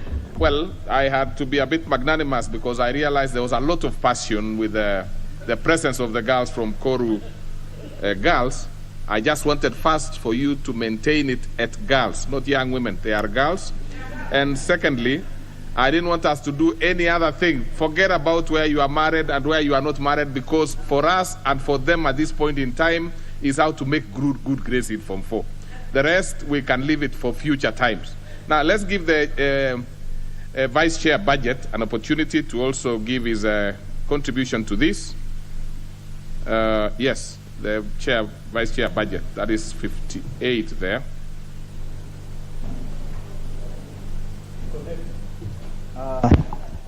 Thank you very much, Mr. Speaker. I first of all want to thank the Chair, Honorable Kanini Keka, for having led the committee well and having given a very good presentation here. Mr. Speaker, I also want to thank the Budget Committee and the chairs of departmental committees who have had time during this electioneering time. We know very well we have had nominations and members are busy out there trying to survive, to look for survival, because they have to come back to this house, but they have put in their time, Mr. Speaker, and we have been able to go through the budget, and here we have presented it. Members of the budget committee have burned midnight oil, most of them shuttling between the committee and their constituencies, and we've managed to be where we are and presented a good report, Mr. Chair. Mr. Chair, the chairman has presented so well the estimates. I do not need to go through again to distort, and of course it's normally good practice, you don't speak much after your boss. I wish to mention maybe a few areas, one or two areas, Mr. Speaker. The first one, Mr. Speaker, I would want to comment on the issue of pending bills, Mr. Speaker. Mr. Speaker, it is time that the executive takes serious note on settling pending bills, Mr. Speaker. We have imminent problems, Mr. Speaker, in the near future if pending bills are not paid. Of course, we know very well from where we sit, we interact with the small contractors, Mr. Speaker, who have supplied the government, and they are about to be auctioned. Some have already been auctioned, they have gone under. Some have even committed suicide, Mr. Speaker. We want the issue of pending bills be taken seriously. Now that elections are around the corner, Mr. Speaker, on 9th of August this year, we've had ICT providers to IBC, Mr. Speaker, threatening not to deliver services because of pending bills which are the IBC has not been able to pay. Mr. Speaker, we want the issue of pending bills be ring-fenced so that pending bills are paid. Mr. Speaker, we have seen even the institutions, labor movements come to us, Mr. Speaker, asking for money which has been agreed upon through CPA with the government, and the money has been pending, Mr. Speaker.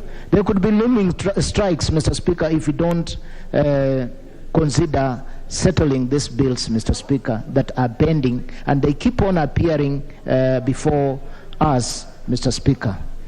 Mr. Speaker, the second issue which I want to speak to is the issue of sports fund, Mr. Speaker. Sports fund came in with as a very good idea, Mr. Speaker. But how the money is distributed and spent, Mr. Speaker, remains as something that is unexplainable.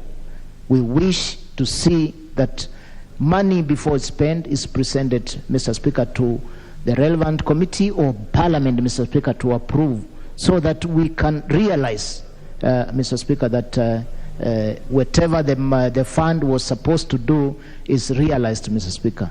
Mr. Speaker, another issue is to speak about the youth, Mr. Speaker. The budget as it is does not speak to how we talk out here, or the executive speaks about the youth, Mr. Speaker. The youth fund, Mr. Speaker, is underfunded, yet we want youth to take money and do business. Uwezo fund is underfunded, Mr. Speaker. We want to see the budget, given appropriate budget, Mr. Speaker, to be able to support the youth in our country, who hold the most popular population of this country, Mr. Speaker. Mr. Speaker, I want lastly to speak about education, Mr. Speaker. Mr. Speaker, we know there are bursaries which are being given to the Member of Parliament through CDF and MCAs and county government, Mr. Speaker. Mr. Speaker, developed countries do not give bursaries. They have universal education. Mr. Speaker. Yeah, Honorable Vice Chair, your space is gone. It's gone, I'm afraid. Honorable Wanyonyi. Thank you, Mr. Speaker, for giving me the opportunity to make some comments on this presentation that was done very well by my chairman, Kanini Kega. First and foremost, Mr. Speaker, And I think the vice chairman of this committee was talking about pending bills, settling of the pending bills. It's an issue, Mr. Speaker, that as an oversight, this Parliament has a role to play. We have cases where there are pending bills and those that have not been settled. And you know, pending bills is actually economic growth of our economy. Some of these issues must be settled. I know, for example, there were Chinese who are actually constructing a road in my area, and they stopped all of a sudden. I went asking the area representative and told me, you have not been paid for almost 6 months. So everything came to a standstill. So, Mr. Speaker, we have to do something about the pending bills. Let's take it very, very seriously so that issues of suppliers and what have you, and even contractors are actually here too. Secondly, Mr. Speaker, I want to talk about the weather, unpredictable weather. Again, it's not very clear in this presentation about the weather. We have unpredictable weather, and we don't even know what's happening. The rains are not coming the time that farmers expect them to come. And so we find ourselves, and I come from the North Rift, we are having ourselves actually now, at this time we're supposed to be weeding. Some of the farmers have not even planted, or they're planting now, and they're not sure of what is happening. And therefore, we should be able to come up very clear as an oversight on this weather, because we have that problem, and I think we should have a factor, insurance, so that the farmer is assured of what to do, what will happen if he fails to get the yield as he's supposed to get, because it's all about inputs. And so therefore, Mr. Speaker, again, this should have come up in this presentation, that we have this insurance factor, particularly in livestock and even agricultural, other inputs, whatever they are, so that we have at least a stopgap to be able to take care of areas where farmers are putting so much and expecting to yield, and there's nothing. So we have to have insurance to cover this area. This again is not clear in this particular presentation. So the other thing that I wanted to talk about, Mr. Speaker, is the Russia-Ukraine conflict. It's affecting this country very badly because, as mentioned, lightly mentioned, again, Russia supplies with wheat and even steel materials and other materials that we use here. And because of this conflict, again, we have that problem. It does not come out very clearly what do we do next. Russia and Ukraine, war is going on, and we don't know when it will ever end. I don't even know the cause of it, but that is not for us to. But what are we doing as a country so that we can protect ourselves in whatever is happening there? Because, of course, they are the major importers of tea and other commodities from this country. Nothing has, again, been mentioned here. So, Mr. Speaker, again, I want this committee to come up, and if it means getting some of us to be able to have the inputs, we are ready to do that. Otherwise, this 370 billion shillings that the committee has put on the county, but this money is being misused in the county. It's not being accounted for. Not only in my own county, but I see so many other counties. We give them money, and we find that they are not using the money is supposed to be used properly. Again, let's look at that one, misuse of money by the county government, and we have given them 370 billion shillings, and they can't even account for it. I come from a county where nothing has happened the last 5 years. Yes, members, just remember that you have 5 minutes, except for any chair who has 10 minutes. Honorable Koske Kimutai.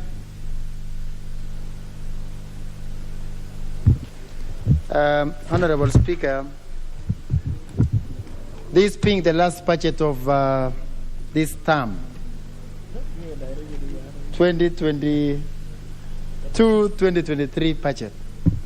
Speaker, if you look at the budgets that have come to this House for the previous years, this seems to be the highest ever in this country.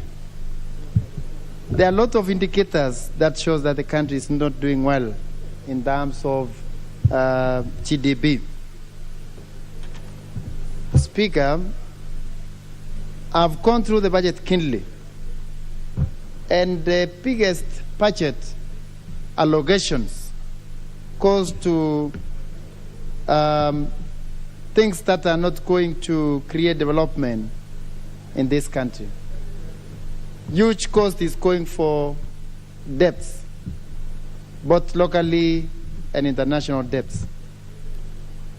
Honorable Speaker, as a member of parliament from Chebalungu constituency, I'm worried when I don't see anything that is coming to my constituency under this huge budget. And I have mixed reactions, whether I should support or reject. I wish going forward, if possible, Honorable Speaker, that every sector of our economy, especially things that can improve the social economy of our people that represent, like roads, water, electricity. Those are key things that are very critical to the people that we represent, Honorable Speaker. I wish that all members or all constituencies in Kenya are given their fair share, because all of us, we come from different constituencies where we are expected to deliver on services that improves the livelihoods of our people. If it's about tarmac roads, if the government is projected to do like 10,000 kilometers in this financial year, we have to distribute accordingly so that we all share the government cake, so that all of us feel like Kenyans. Some constituencies in this country, Honorable Speaker, I've only seen like 5 kilometers of tarmac road, while others, they have already cleared all the roads. They are on feeder roads now. Like Chebalungu constituency, we struggle when we get the Kera allocation money, because all the roads are like in bad shape. Honorable Speaker, I sometimes feel chillers about my good neighbor, Emurua Dikir, because in his constituency he has done a good work. And I congratulate the people of Emurua Dikir by voting and bringing him back. Honorable Speaker, agriculture is key. And the budget committee, they need to also allocate funds to agriculture. Because this government, we can only make sense by putting and injecting more money to agriculture. It's a key pillar of our economy, Honorable Speaker. On education, as much as we talk of education being a basic thing that requires all Kenyans to embrace, when we say we have free primary and secondary education, that's a lie. That's a lie. Our people are struggling every single day to get fees to school their kids. We need to improve and give more money to education sector. Honorable Speaker, I would like to say that shared prosperity for all Kenyans is critical. Let us all share the government cake, because we all contribute towards by paying taxes from every sector. All Kenyans, they are paying taxes. Let's also reciprocate the same by giving them work that is meaningful, and that will be very important, Honorable Speaker. Thank you. Let's have now Honorable Bokeo, member for Nyando. Honorable Speaker, I thank you very much. And again, allow me to join my sister, Honorable Wanga, Honorable Millie, and all the indomitable women in this house to welcome Koru Girls Secondary School that is in this house today. Koru Girls is in Muhoroni constituency, and Nyando is the immediate neighbor to the southern part of Koru. And Honorable Speaker, up to until 1988, Muhoroni wasn't a constituency. It was part of the greater Nyando constituency together with Nyakach. And therefore, both Nyakach and Muhoroni are annexures of Nyando constituency. So I represent these girls and I welcome them into the August House. In a few years to come, I don't know, probably some of them will be joining us here. Honorable Speaker, I want to thank the committee for coming up with this budget. This is a budget that is peculiar, done at a time when we are staring at our impending elections in August. And they had to reorient so many things in order to come up with this budget. And therefore, we thank them very much, Honorable Speaker. Again, Honorable Speaker, the debt portfolio that we have spoken about since time immemorial, it is high time that we retired this debts so that as a country we can be self-reliant. There are fears that we may be going over and above the ceiling as is espoused in Section 50, subsection 2 of the Public Finance Management Act. And we only hope that the next government that will be coming in, headed by none other than Raila Amolo Odinga, will quickly address these issues of debt, just like they did together with the former President Kibaki, so that as a country we can be proud of doing things our own way. Honorable Speaker, we have been told about the pending bills. And these pending bills do not only touch government to government. It is also about government to individual suppliers. And these individual suppliers have bills to pay, they have food to buy, they have school fees to pay, and they have other commitments to respond to. But here is a situation where the government holds their money for way too long. Therefore, we must address this issue of pending bills locally so that as a nation we can develop. And when money circulates, that is economy. It's not about up something, bottom something. No, no, no. It's about addressing issues of economy across board, not necessarily looking at a particular sector, Honorable Speaker. The cost of living has weighed us down as a country. But I'm glad that my sister, Honorable Wang, and we give this to her, has rejected any proposal to tax food and essential items going forward, so that we can have affordability in terms of these essential commodities. And my sister Wanga, thank you very much. Even as you move to become governor, be coming around to pay us a visit, I will welcome you. In any event, Homa Bay is not too far away from here. The oversight bodies, Honorable Speaker, need to step up their efforts so that we do not see pilferages of public finance that has percolated our systems for way too long, Honorable Speaker. 1.9 billion shillings is owed by IBC to lawyers and non-legal suppliers. Honorable Speaker, we really need, with a tooth comb, a serious audit. How would lawyers be paid 1.9 billion shillings? Over which cases? So these are things that we must fully address as a country so that we do not lose money so indiscriminately, Honorable Speaker. The CDF has already been explained, and we cannot emphasize on this, Honorable Speaker. Order, member. Order, Honorable Member for Nyando. Will I get my 1 minute back? Order. All right.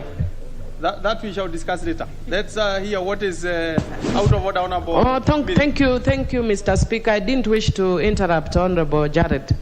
Mr. Speaker, I'm just concerned. Actually, I didn't notice that my system was dead. So I'm actually on queue, and perhaps I've been pushed way back. So if you can consider that. No, Honorable Miri Odhiambo. Those are the effects of digitization. No, Honorable Miri Odhiambo, you are using a shortcut to catch my eye. No, I'm not. I'm not, Chair. I'm not using a shortcut, actually. My system went dead. It's Honorable Esther Passaris who has just notified me. So if there's a person using a shortcut, it's Esther Passaris. So I think, Chair, you must also take into account. Had you registered interest to speak? Yes, Okay, and okay, it went dead. Well, Then now I've just put it again. It means I've gone right to the bottom. I have taken judicial notice. You have been seated there for quite some time. Yes. So thank you, Chair. Do not worry. Honour Member for Nyando, please, you have that seconds. Oh, okay. Honorable Speaker, the judiciary has been allocated 18 billion shillings. At a time when we are going to have a myriad of election petitions pending before courts, various courts, right from the Magistrates Court all the way to the Apex Court, the Supreme Court, how I wish that we would allocate them better monies going forward. And again, even before doing this, let us carry out an introspection of the amount of money they have in terms of pending bills to various suppliers, Honorable Speaker. So on this, I support the Budget Committee. I support my brother, Honorable Kanini Kega, for such a splendid job. God bless. Thank you, Honorable Speaker. Honorable Wangwe? Oh, you had spoken on this? Oh, but then you also, okay, you want to speak in the next, but I can tell from here you are top here. Let's have Honorable CNN, Honorable Nguna. Thank you, Mr. Speaker, for the opportunity. Mr. Speaker, let me take this opportunity to thank the Budget Committee for coming with this budget under very difficult circumstances we are facing as a country and as a whole global challenges, Mr. Speaker, we are coming here with. Mr. Speaker, we are experiencing the effect of Russia-Ukraine conflict and many other myriad challenges the world is facing at the moment. So, Mr. Speaker, these issues have created what we call universal problems in our country. And in terms of inflation, I know we are in very difficult times, Mr. Speaker. Mr. Speaker, from the onset, there are policies which actually have been set aside in terms of these budget issues. Number one, the debt limit we set as a country, the 9 trillion budget, or rather the debt limit should be adhered if at all we are going to have the issues of debt solved. Mr. Speaker, I note also the issues of pending bills. If you look at our country, majority of our other intergovernmental agencies have not been paid, and many of the contractors are still suffering.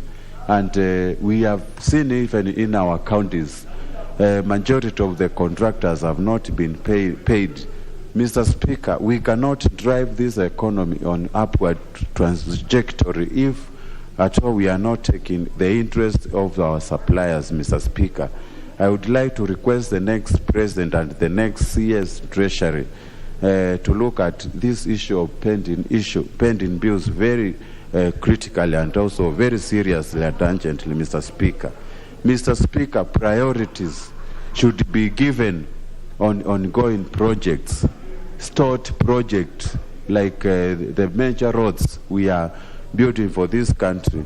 In my constituency, Mwingi West, where there is a project which was started by the President, Kabati, Bodoni, Migwani Road project has stalled, and we need to divert our attention to this project so that we can complete what Jubilee started, the Jubilee government started.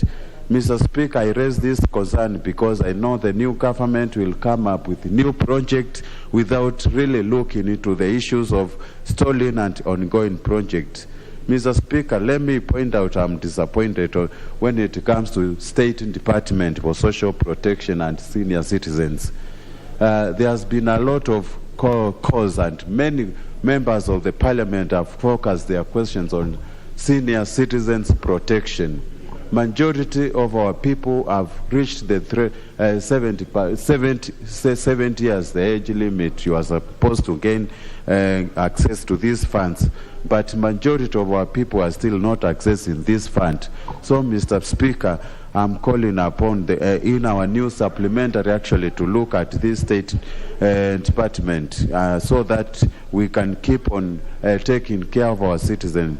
Mr. Speaker, the country is experiencing serious weather, adverse weather conditions, and drought mitigation measures are needed if at all we are going to cushion our people who are experiencing drought, especially in eastern, northern, some parts of the Rift Valley and northern part of Kenya. So, Mr. Speaker, I would like to see increment of allocation in this Department for Protection. Mr. Speaker, we have always done with the issues of CDF.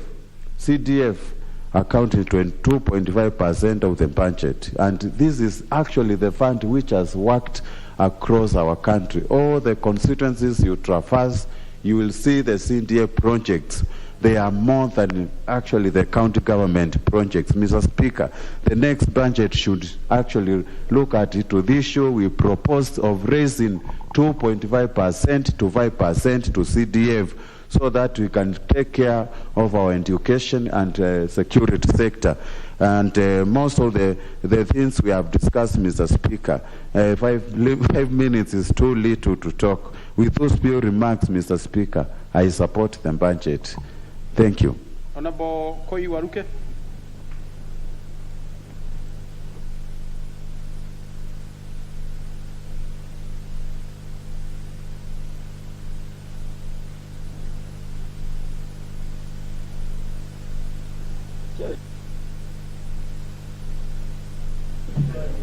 Yeah? There you go. Okay. Thank you. Thank you, Honorable Speaker, for giving me a chance also to contribute on this. First, I want to thank the committee for the tireless work that they have worked on this budget, Mr. Speaker. And I also want to thank the Finance Committee, whom I've heard over the radio and TV, trying to protect the Kenyan people on inflation, Mr. Speaker. Mr. Speaker, the economy of this country, I believe, Kenya has a very strong economy, Mr. Speaker, and it is just maybe us mismanaging and also corruption, Mr. Speaker. Mr. Speaker, what the country needs to do is to support the farmers of this country, Mr. Speaker, especially coffee farmers, tea and flowers, Mr. Speaker, and other farming sector, Mr. Speaker, because they are the ones who have kept this country to continue even improving the economy. Otherwise, we could be in a bigger problem than now, Mr. Speaker. So the country is starving, but as leaders of this country, Mr. Speaker, when we come to discuss on issues like this budget making a contribution, Mr. Speaker, we need to be sober as members of the House. So instead of some quarreling or exchanging or defending their party leaders or whatever, we need to focus as a House on an important issue like this one. Mr. Speaker, if Kenya or us as Kenyans, Mr. Speaker, can protect the money that we are having instead of using them in a corruption way or others, Mr. Speaker, as a country, I believe we can go far. The biggest problem in this country, Mr. Speaker, which I realize, is the debt, how Kenya is going to pay the debt that we are having, Mr. Speaker. Mr. Speaker, there are people who are still corrupt. And I want to give an example, Mr. Speaker, on this expressway, this express road. Even you, as our speaker, Mr. Speaker, we are paying money that will pay the 60 or 70 billion that we have used, the government has used to build up this road. And the money we are paying, even these officers who are here in this house, in the other room, they are collecting this money in cash. You cannot pay through pay bill or anything, or through card to the bank. You give cash money. Where is this money going? And Kenyans, that promotes people to steal, Mr. Speaker. If you collect and carry a bag of money, cash money, in the evening, somebody can decide and take the money to his house. And that is what is happening, Mr. Speaker. Like now, members are paying money in this house to expressway. You get that card of you driving through without stopping, but we need to put a mechanism that can protect this money so that this money can go to pay the expressway. That is the good example that I've seen here. Myself, I paid 20,000 for the 4 vehicles in cash instead of either paying by pay bill or something. So we need, as a house also, and we are to oversight. And already we have seen that is something that we need to check as quick as possible. So, Mr. Speaker, I support this. Very well. Honorable Odhiambo Akot. Thank you, Mr. Speaker, for giving me the opportunity, and I wish to support. And Mr. Speaker, I just want to indicate, even as I'm supporting, that we are undertaking this budget at a very difficult time for the country and the world at large. Mr. Speaker, the world and the country is reeling from the effects of COVID-19 that has resulted in loss of jobs and lives, and consequently affected revenue-raising measures. For an economy that relies very largely on tourism and agriculture, this must actually affect us very significantly. Mr. Speaker, we are also dealing with the effect of climate change on the economy that has led to even further unpredictable weather that we've been dealing with for a long time. This has affected our rural farmers and our local people. Mr. Speaker, the effect of the Russian-Ukrainian war on the economy cannot be overemphasized. Mr. Speaker, I think members have spoken to that. And Mr. Speaker, we are also dealing with an election year with the attendant challenges to the economy during elections, Mr. Speaker. Mr. Speaker, transformative leadership requires that you do not undertake blame games that I've had some members doing, but we must take a balancing approach by seeking to ensure that development continues, but at the same time that revenue is also raised to undertake those developments, but that we must then ensure that we cushion the members of the public against the effects of both, which are both necessary. And that is why I want to laud the Finance Committee for the measures that they are seeking to undertake, because I know it's going to come before this House, to cushion members of the public, especially on issues of food. Because, Mr. Speaker, if people can't afford food, then the country shuts down. That is the most basic thing in life. Mr. Speaker, we must take the bull by the horns and agree that the country is actually facing serious challenges.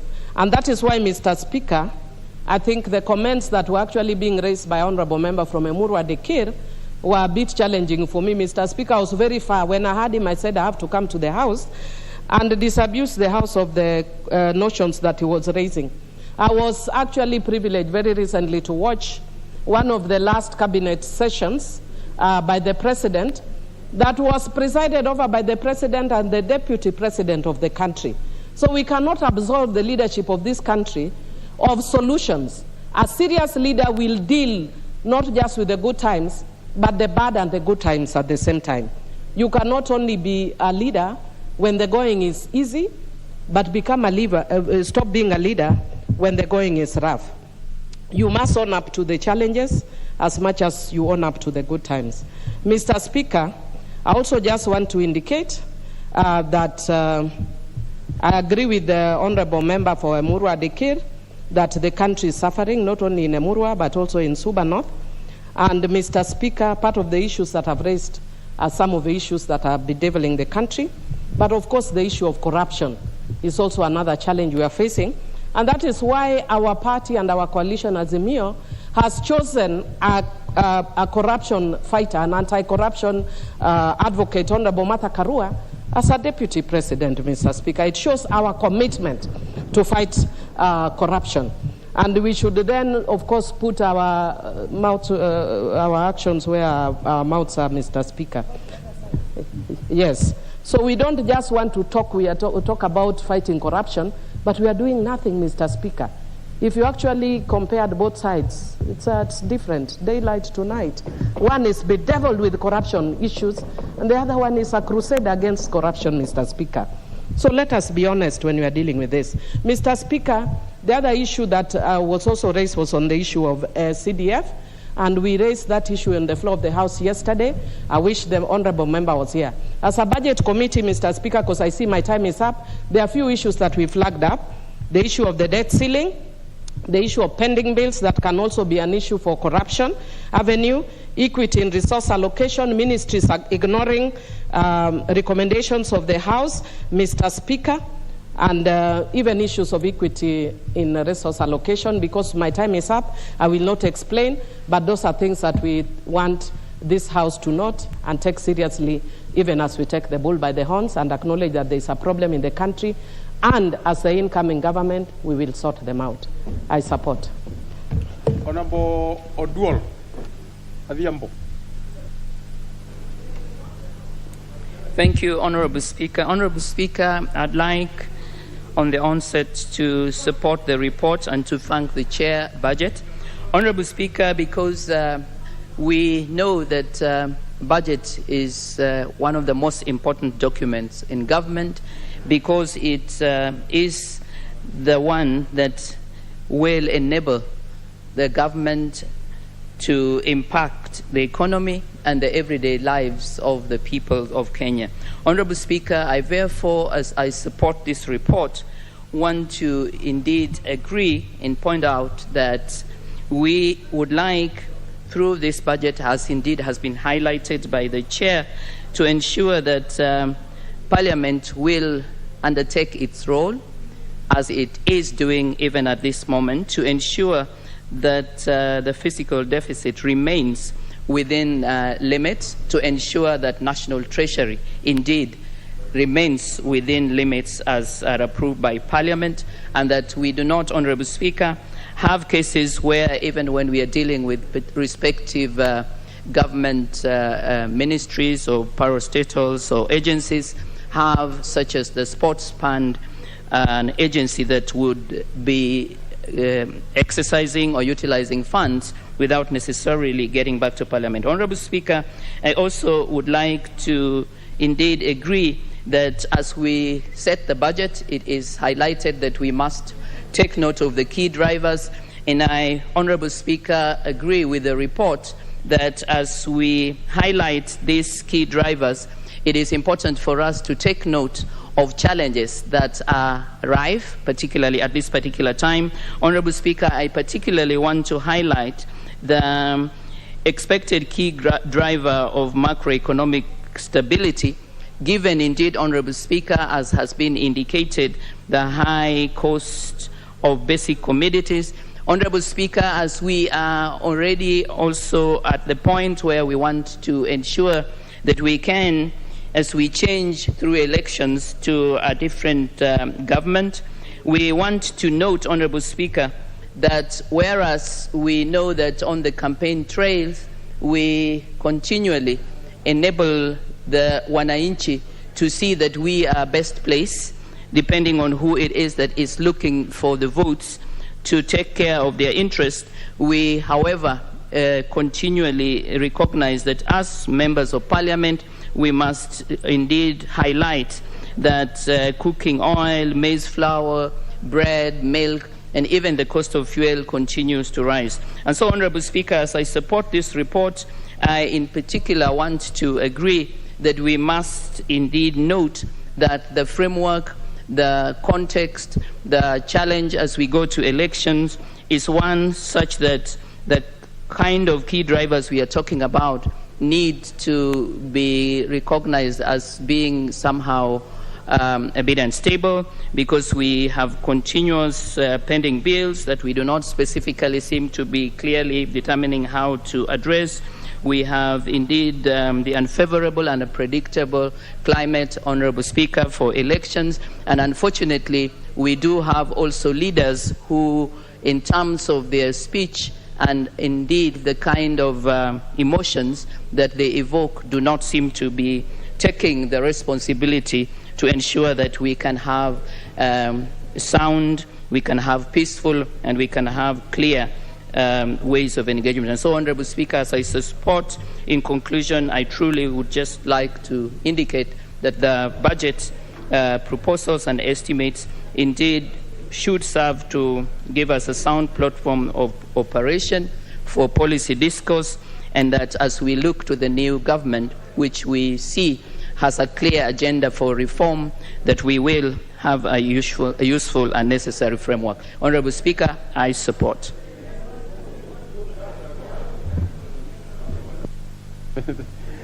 Honorable Mugambi Geshoke.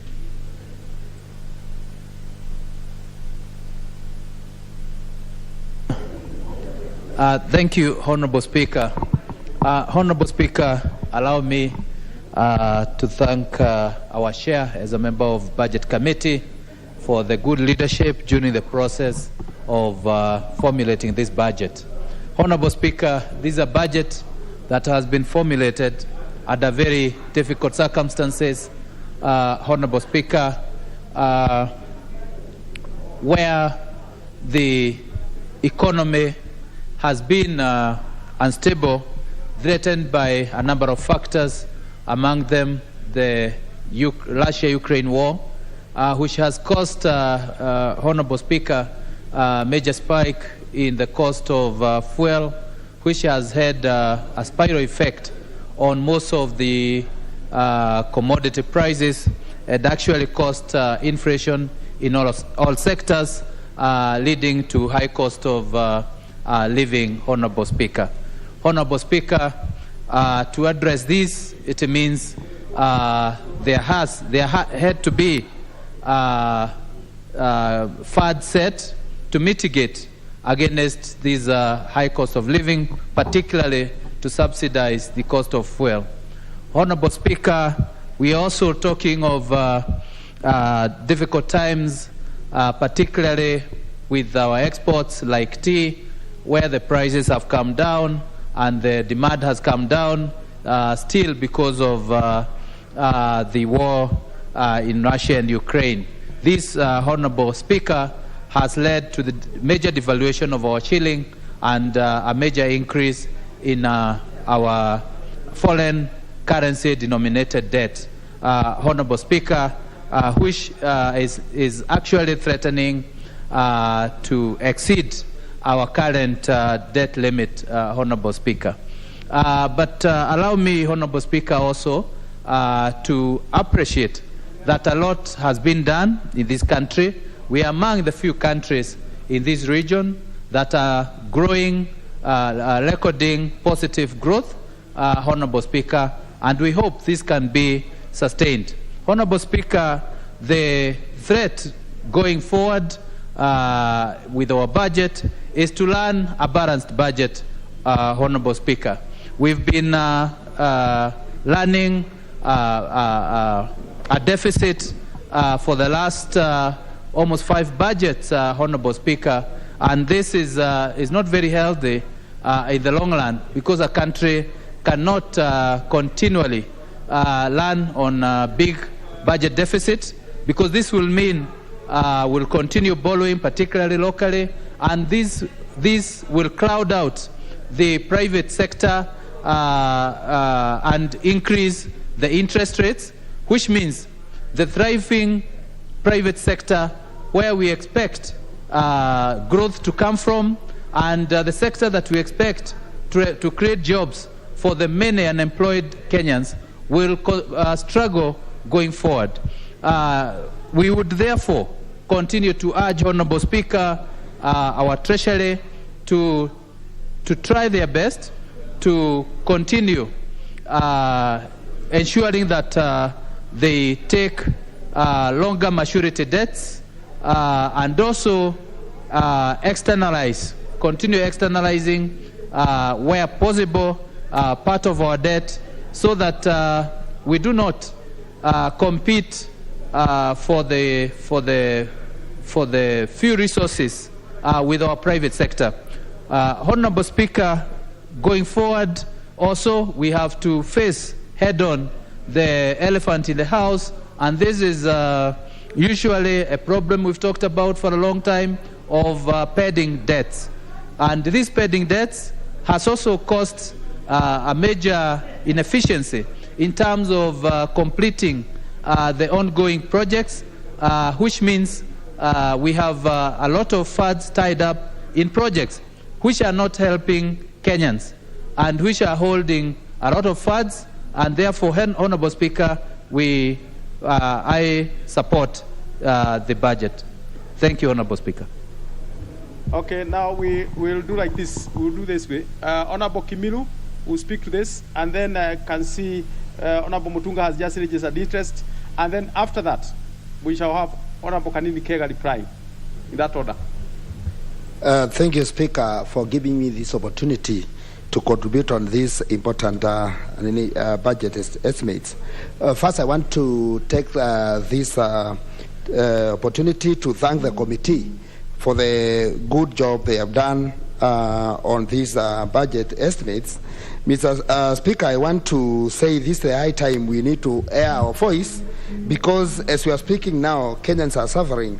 And as we look at these budget estimates, Mr. Speaker, we need to consider some of the key drivers of this budget, especially when we talk of the economy.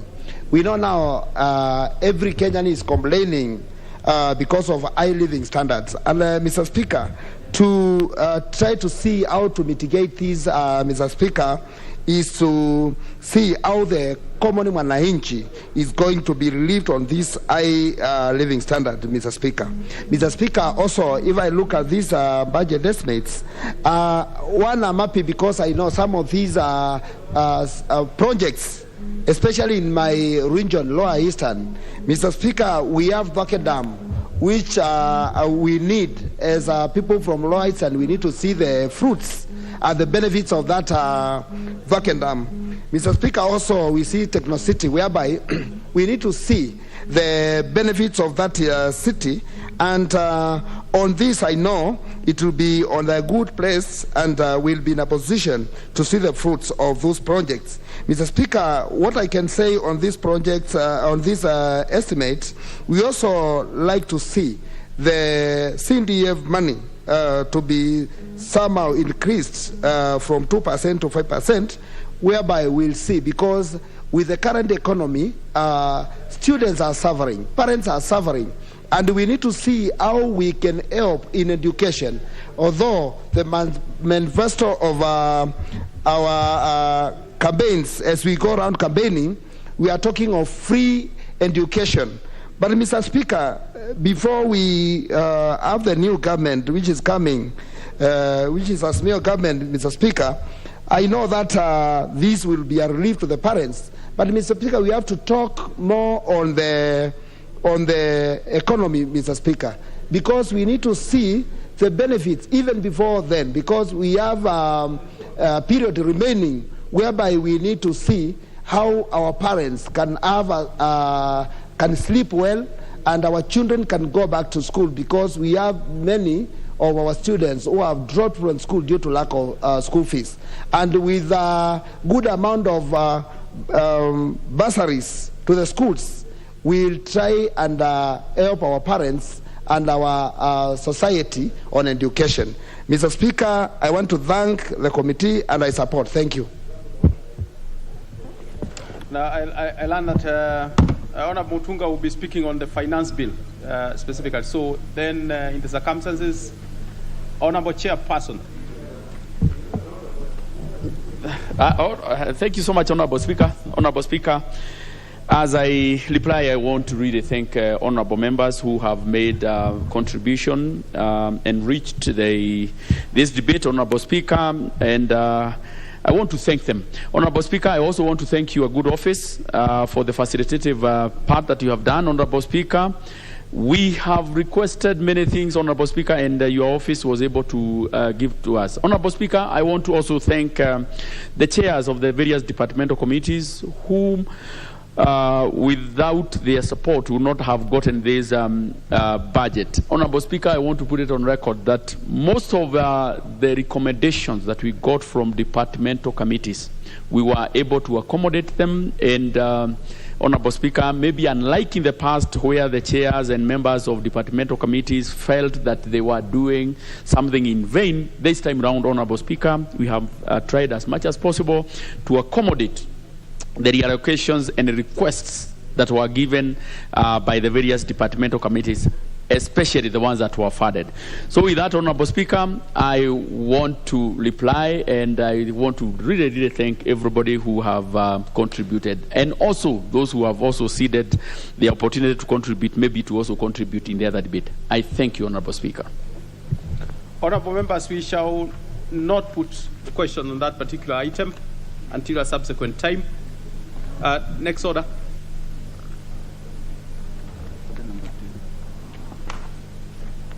Next order.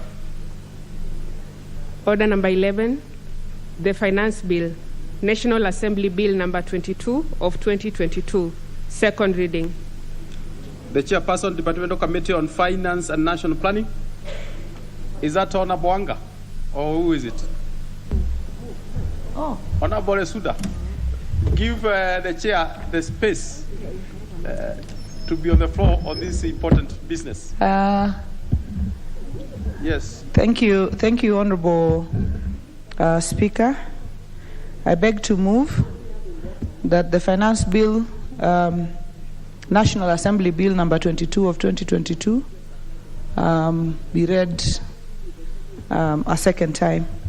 Honorable Speaker, the Finance Bill was published on 8th of April and read a first time on 12th of April and committed to the Departmental Committee on Finance and National Planning pursuant to Standing Order 127. Honorable Speaker, the Finance Bill 2022 is amending several laws.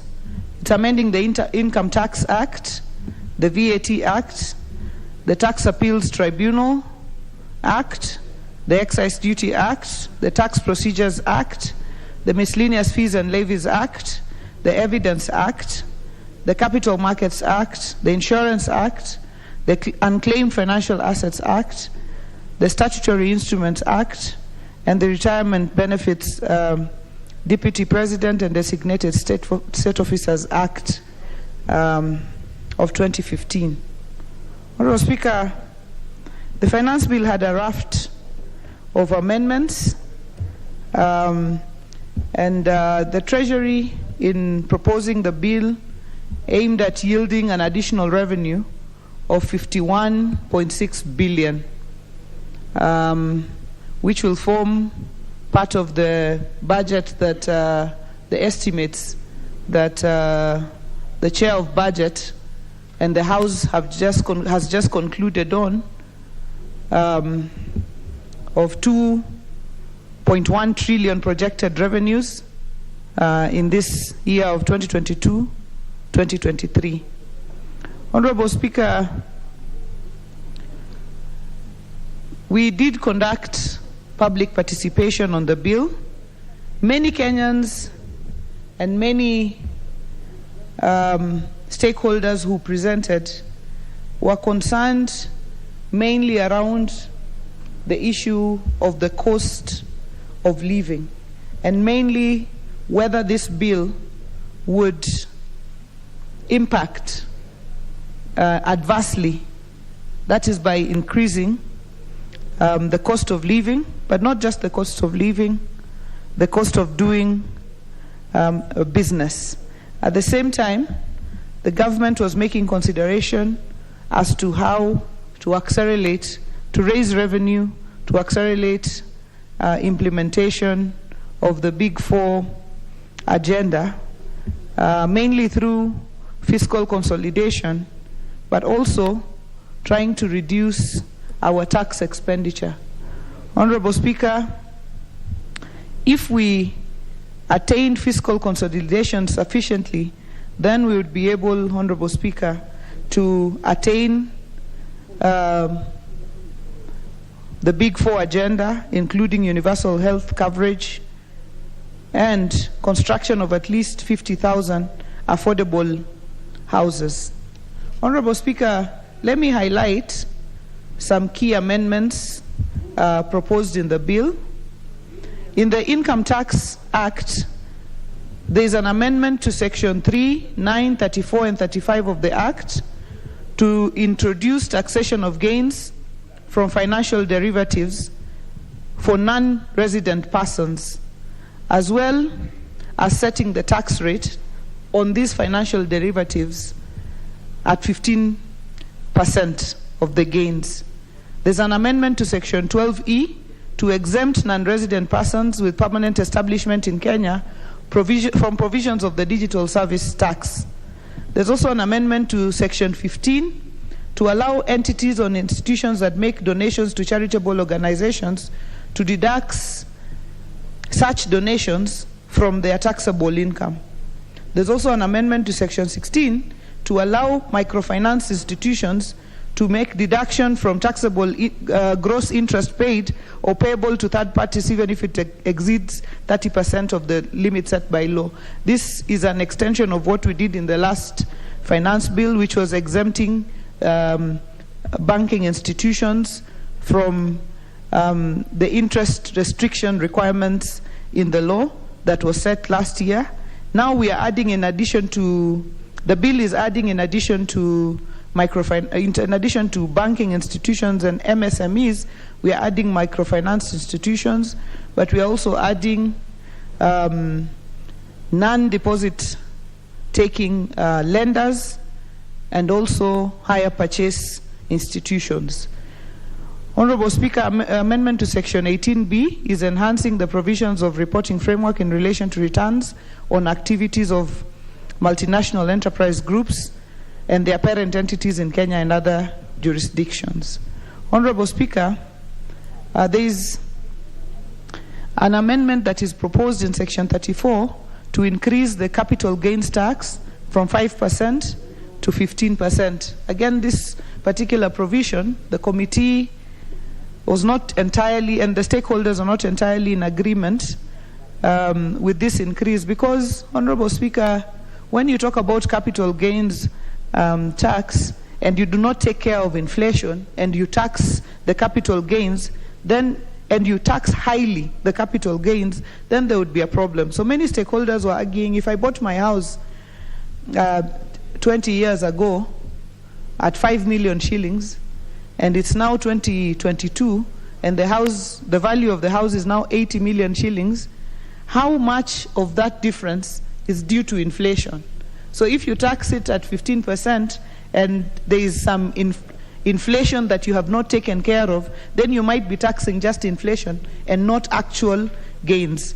So the committee has proposals to amend this particular increase so that instead of just having a 200% increase or 300% increase at a time, it can be increased gradually, but also taking care of indexation, or saying that this house of 5 million to 80 million, this amount is inflation, remove it, and then any gain now attained is subjected to the capital gains tax.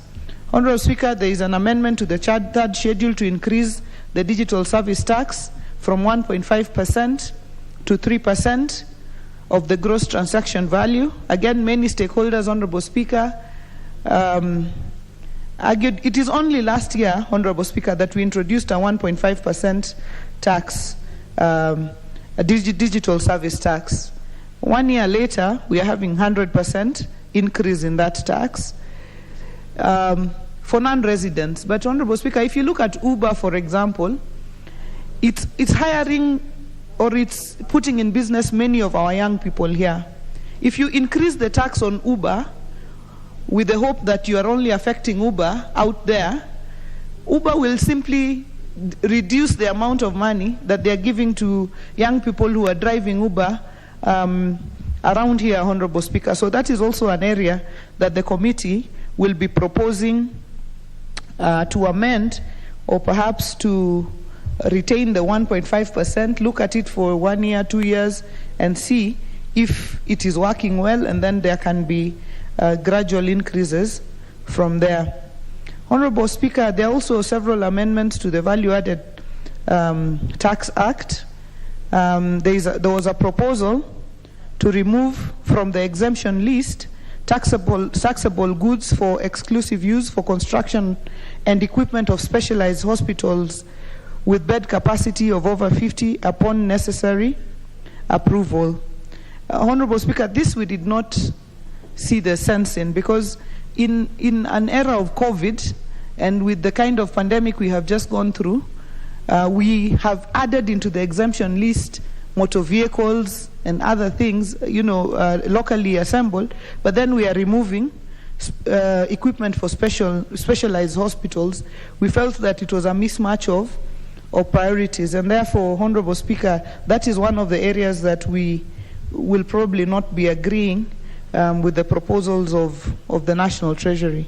Honorable Speaker, there was also a proposal to remove the exemption from the exemption and zero-rated list, the supply of maize flour, cassava flour, wheat flour, among others. Honorable Speaker, that is another area that we did not agree with the National Treasury, because while it was generally cleaning up the Act, because these items appear in many sections, it can be misconstrued, Honorable Speaker, and it can be, touching it at this point can mean you actually end up taxing these items. And with the cost of living, Honorable Speaker, it is not prudent for this House to add any more taxes on basic commodities, Honorable Speaker. Honorable Speaker, if you go to the supermarket right now, and you went there 3 or 4 months ago, I don't know if you go there, Honorable Speaker, to the supermarket, if you look at, 5 liters of Elianto or, your cooking oil, it would have been about 1,600 3 months ago and about 2,500 right now. So, Honorable Speaker, I want to urge the House that anything we can do at this point, even while we raise revenue for government, and we must look at how to shield Kenyans from this cost of living. Honorable Speaker, there's a proposal in the bill to provide exemption on plant and machinery imported for manufacture of pharmaceutical products. Honorable Speaker, this we agree with totally, and we laud the Treasury, because if we can do this for manufacture of pharmaceutical products, including vaccines, then we would have a way of manufacturing vaccines here. Because you realize that when we had the pandemic, it was everyone for themselves. Even the developed world, they wanted to take care of their populations first before they think about any other person. And therefore, we must be well equipped to manufacture our own products here. And it is the time now to incentivize some of these, including exemption for medical oxygen supplied to registered hospitals, urine bags, adult diapers, artificial breasts, colostomy or ileostomy bags for medical use. Honorable Speaker, these exemptions are critical because you find that some of these products are unaffordable yet most essential. For example, colostomy bags, Honorable Speaker. And you know that when you have cancer of the colon, you have to use a colostomy bag after the operation. And it's not a luxury. It is something you must have.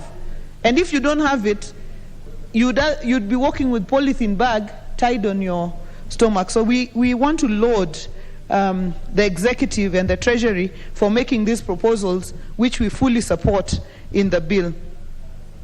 Honorable Speaker, there is exemption from VAT of inputs and raw materials used in manufacture of passenger motor vehicles and locally manufactured passenger motor vehicles, among many other amendments.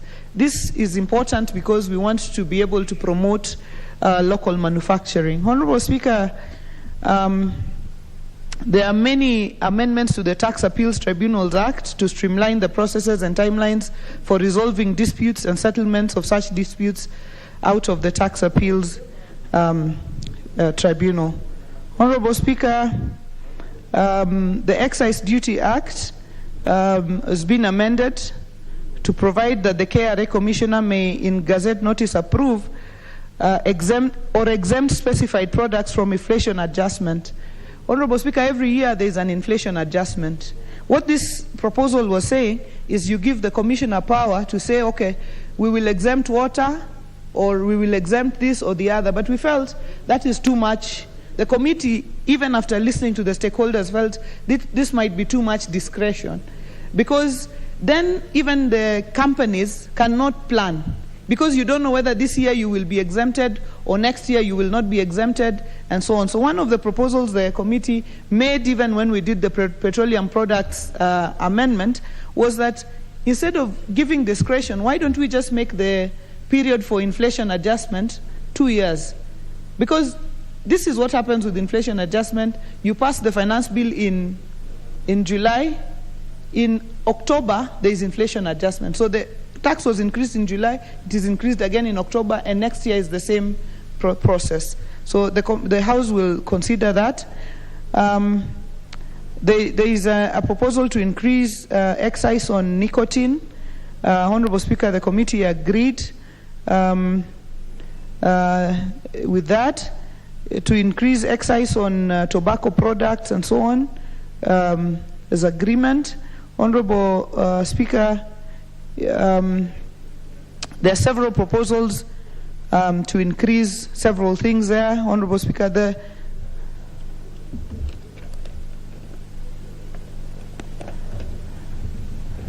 Honorable Speaker, the increase of taxes on stake for betting, Honorable Speaker, has been proposed from 7.5, which we only put last year, to 20%. Honorable Speaker, the industry must be able to see, when we put 7.5, what happened. Do a year, do 2 years, and then see if it is increasing. But the overall effect is the decline in taxes, not because people are not betting, but because they are betting through other means. Honorable Speaker, the Tax Procedures Act. The Tax Procedures Act is also amended in various areas, but mainly to streamline the timelines within which people must report or claim, and so on. Honorable Speaker, we also had amendments to the Miscellaneous Fees and Levies Act, and also proposed amendments. Oh, and on this, let me say something, Honorable Speaker. There is an amendment to be able to reduce the fees for export of raw hides and skins. Honorable Speaker, the committee was not convinced as to why there is a pack that is being put up here for purposes of processing hides and skins. And even we do not have enough raw material to process. But now we are reducing rates on what we are exporting. So why should we export our hides and skins when we can process them here and export them as finished goods? So, Honorable Speaker, that's another area we didn't agree, and it is an area that is going to help raise revenue for government. Honorable Speaker, there is a proposed amendment to the Statutory Instruments Act, which is to provide for exemption of statutory instruments legislated under various tax laws from automatic expiry as provided in Section 21 of the Act. Honorable Speaker, we cannot exempt statutory instruments from being approved here. I mean, we cannot do that, and therefore we do not agree with that particular amendment, because the idea is 10 years will have lapsed, and these statutory instruments should have been brought back to the House so that the House looks at them again, so that the House is able to say, proceed with them. But now we are being told exempt them. We are not in agreement, so I think the House must retain its power to review these statutory instruments, especially when they concern taxes. You remember the other day we were being told we are levying the Petroleum Development Levy. And many members of the House were wondering, okay, so are we levying it? Did it come here? It did not come here because it only remains at the delegated legislation committee. And that is one of the amendments we have also proposed, which is that any statutory instrument that is concerned with taxes or levies should come to the floor of the House for approval of the whole House, so that even as you walk out there and you're told you levied this fee or you levied this tax, you agree because you know about it. So, Honorable Speaker, we had several, we had serious participation by stakeholders. We received written memoranda and oral submissions from 74 stakeholders. We took days to just listen to stakeholders. And I'm saying this specifically because sections of the Finance Act are usually litigated on the basis that there was no public participation. So we had 74 stakeholders, and the committee was happy to see that even individual citizens, out of the 74, 17 were individual citizens just appearing before the committee to make their comments on the bill. So the committee, loaded this because even the Wananchi came very, very informed about what they were talking about. So let me recognize the following persons who took their time, spent their resources to be able to come to public participation. Mr. Ernest Muguku, he is always submitted on every section of the bill. He's a committed, member of the public to these matters. Ms. Jane Unyawera, who came all the way from Embu, Nancy Wamboi, Jacob Mzuki, and several Kenyans who appeared before the committee, including under the Okoa Uchumi coalition. So, Honorable Speaker, as I have said, one of the things that was most discussed was the issue of a deposit, the taxpayers making a deposit of 50% of the disputed amount at the CBK for cases to be the cases determined by the Tax Appeals Tribunal ruled in favor of KRA before filing an appeal to the High Court. I'm sure members have had this debate a lot. So the idea is if you're a taxpayer and you go to the tribunal, you're told you owe KRA 1 billion. Before you appeal in the High Court, you have to submit to CBK in a non-interest paying account 500 million shillings before you can go to the High Court.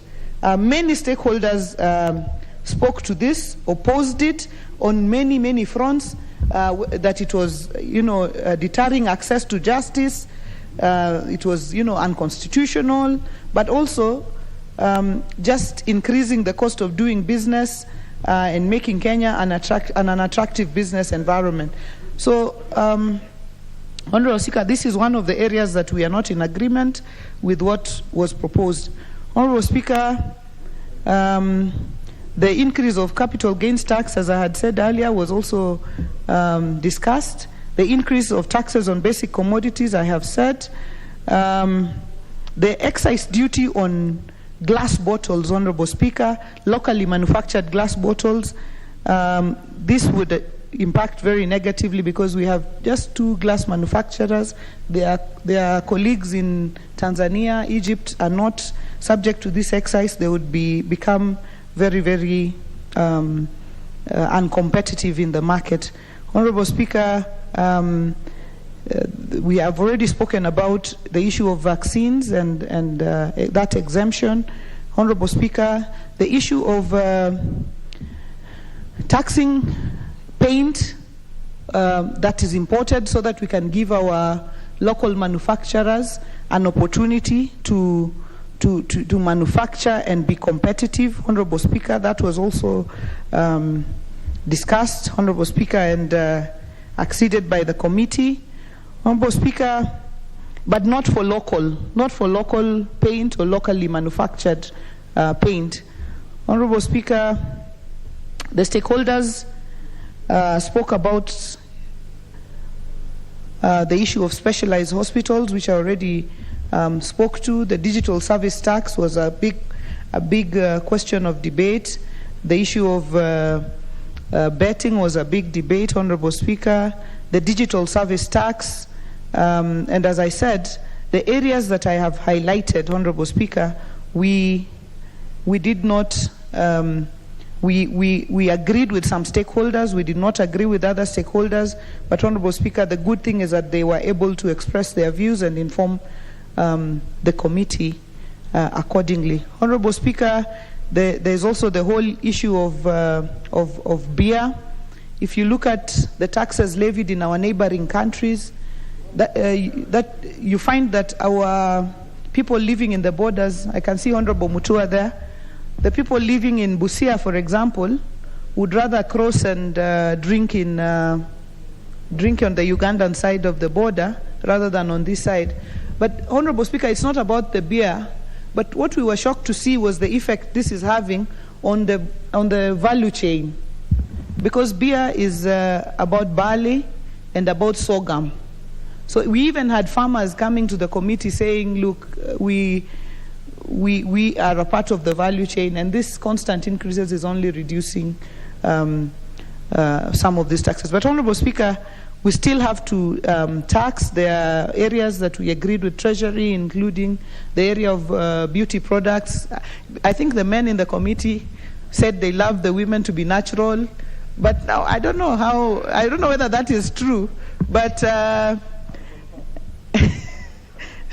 but they overpowered us and decided that beauty products and so on, we continue to maintain the taxes there. But it's also because we want, just legitimate the products. Because the skin is so sensitive that if we allow every counterfeit, then you might find that a lot of people destroy their skin. Honorable Speaker, we are really grateful to members of this House. We are grateful to the leadership, the Office of the Speaker and the Clerk for the logistical and technical support that they accorded us during the time that we have been doing this work. We are committed as a committee and as a House to ensuring that we raise taxes for purposes of running government, but we also protect the people that we represent from taxes that may be punitive, or to protect them from inflation and the cost of living that has been rising.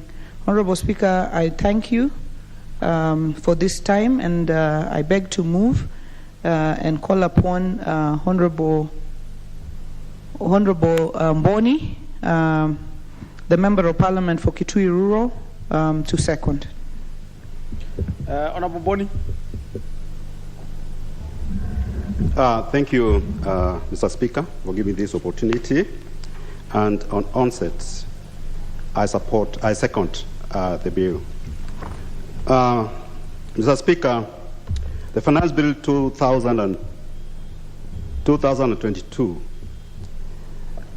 is prepared to fund the budget estimate of 2022-2023, which the budget itself is prepared when the country is facing internal and external challenges, including rising inflation pressures, depreciation of Kenya shilling, constrained fiscal space as the government continues to meet its debt obligations, and Russian-Ukraine conflict, which has affected the supply chain globally. And these effects will have serious impact on the revenue we are going to collect in this country. Mr. Speaker, the bill proposes the tax measures The bill proposes tax policy measures to raise 51.607 billion as part of 2.14 trillion projected for 2022-2023 financial year. It also presents an opportunity for the government to accelerate implementation of Agenda 4, the Big Four agenda, which includes universal health care, housing, manufacturing, and agriculture. Mr. Speaker, these measures include VAT, income tax, value added, and excise duty act, among others. But we also need to note that these measures, most of the revenue we want to collect are in three sectors: manufacturing, ICT and communication, banking and insurance. But we also need to note that these sectors, they contribute only 17% of GDP. But they also contribute 53% of tax revenue, meaning that these sectors, three sectors, are overtaxed.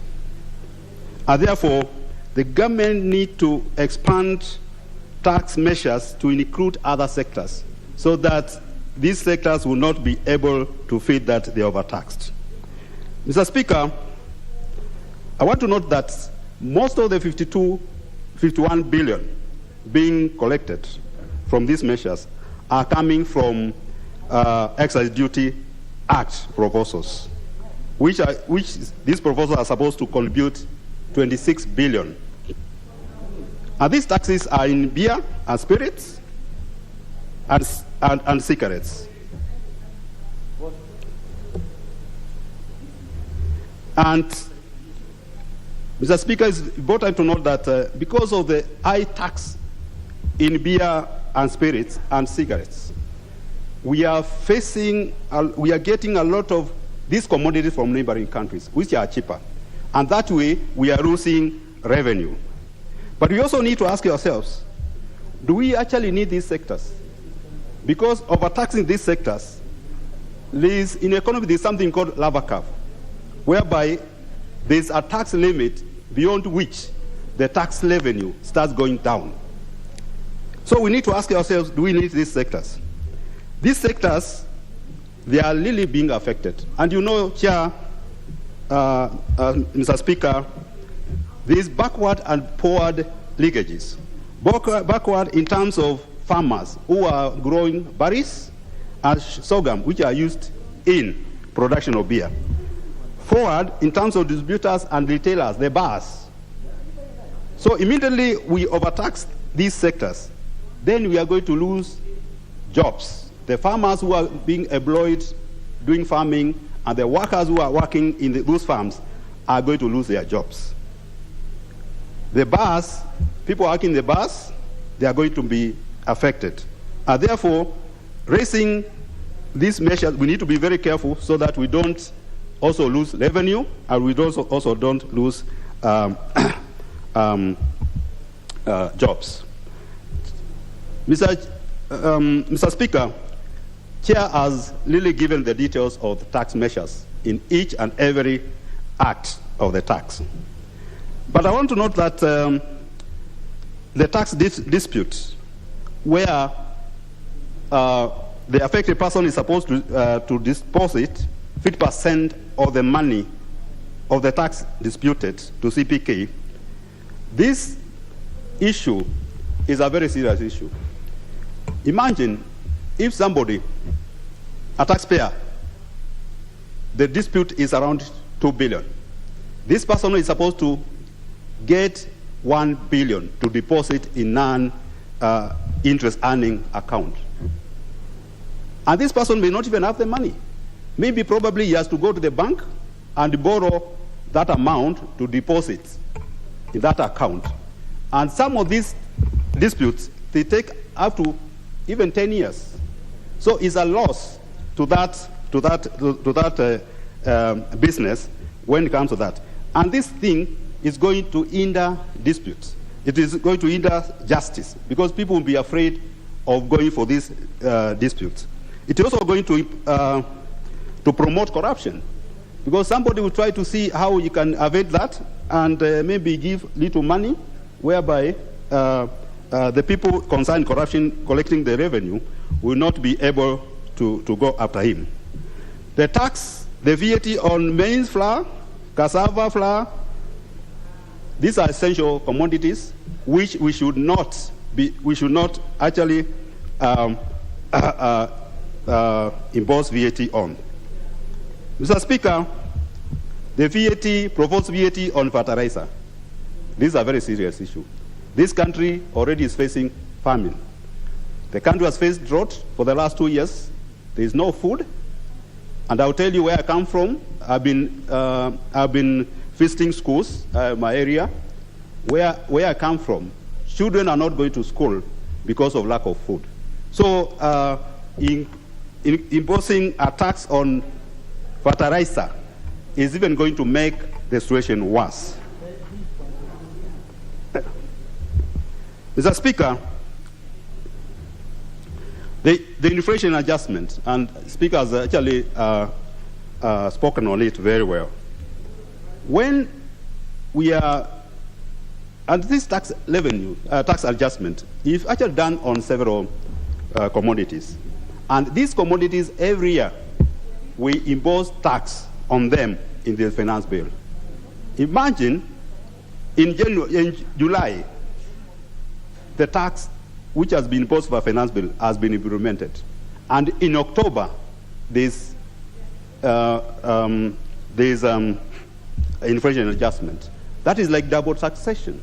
So, therefore, I think we need to look at this, and I hand you this house to consider moving from 1 year to 2 years before we adjust the tax.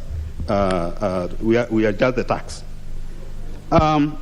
Speaker, as I said, because of the situation we are facing in the country, we are likely going to have a big public debt deficit.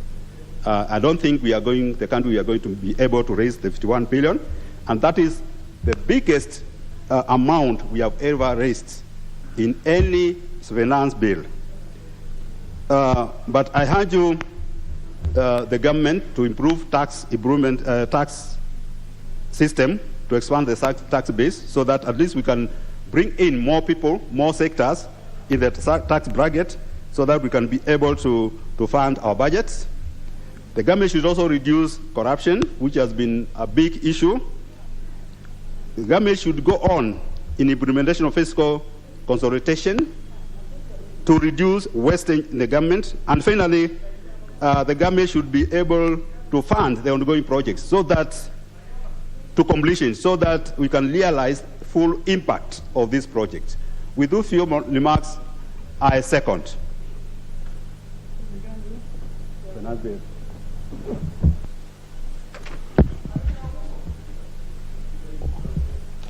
Who is that member shouting from that end? Honorable members, I will propose a question, which is that the Finance Bill, National Assembly Bill number 22 of 2020 be now read a second time. We shall start with Honorable Passaris. Thank you, Mr. Speaker. Mr. Speaker, as I stand here, I'm very proud of the Chair of Finance, Gladys Wanga, being a woman in that seat and having done the work that she's done. When I listened to her talk about the list of all the taxes that they have looked at and perused to make sure that they can raise the adequate funding for the government, it is obvious that the committee itself has really worked hard. I also commend all the Kenyan institutions and individuals who came out, 70 plus, to actually publicly participate and engage the committee on the various tax areas where the government wants to raise money. There is no government that can run without raising funds to meet its debt obligations and to also run its various institutions. It is government that ensures that we have medicine in our hospitals. It is government that ensures that we have teachers in our schools. It is government who ensures that we have nurses and doctors in our hospitals. Our police force is also financed by government, our military. There are many areas that government also creates employment opportunities for Kenyans. And they cannot do this, whether in the national government or the devolved government, without the necessary income.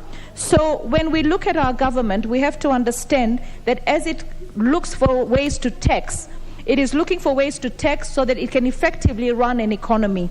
If we don't have the money to run our government or to pay our debt, then the country can go into a state of anarchy. So I actually commend the committee for all the various tax amendments that they've looked at, so that they can be able to raise money for the budget committee and indeed the running of effectively of the government, both national and the devolved government. As I was listening, I picked up one or two areas that I thought the committee made wise decisions.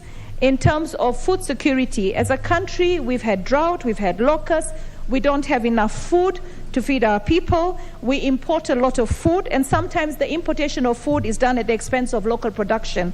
So the basic food for the national citizens, we have to be very, very, very, very eager to ensure that we do not tax the basic food that is consumed by our people to raise taxes. Because if you look at what happened in Northern Sudan, it was just the raising of the bread prices that brought the entire government down. So we have to be very, very clear that our people should not sleep hungry.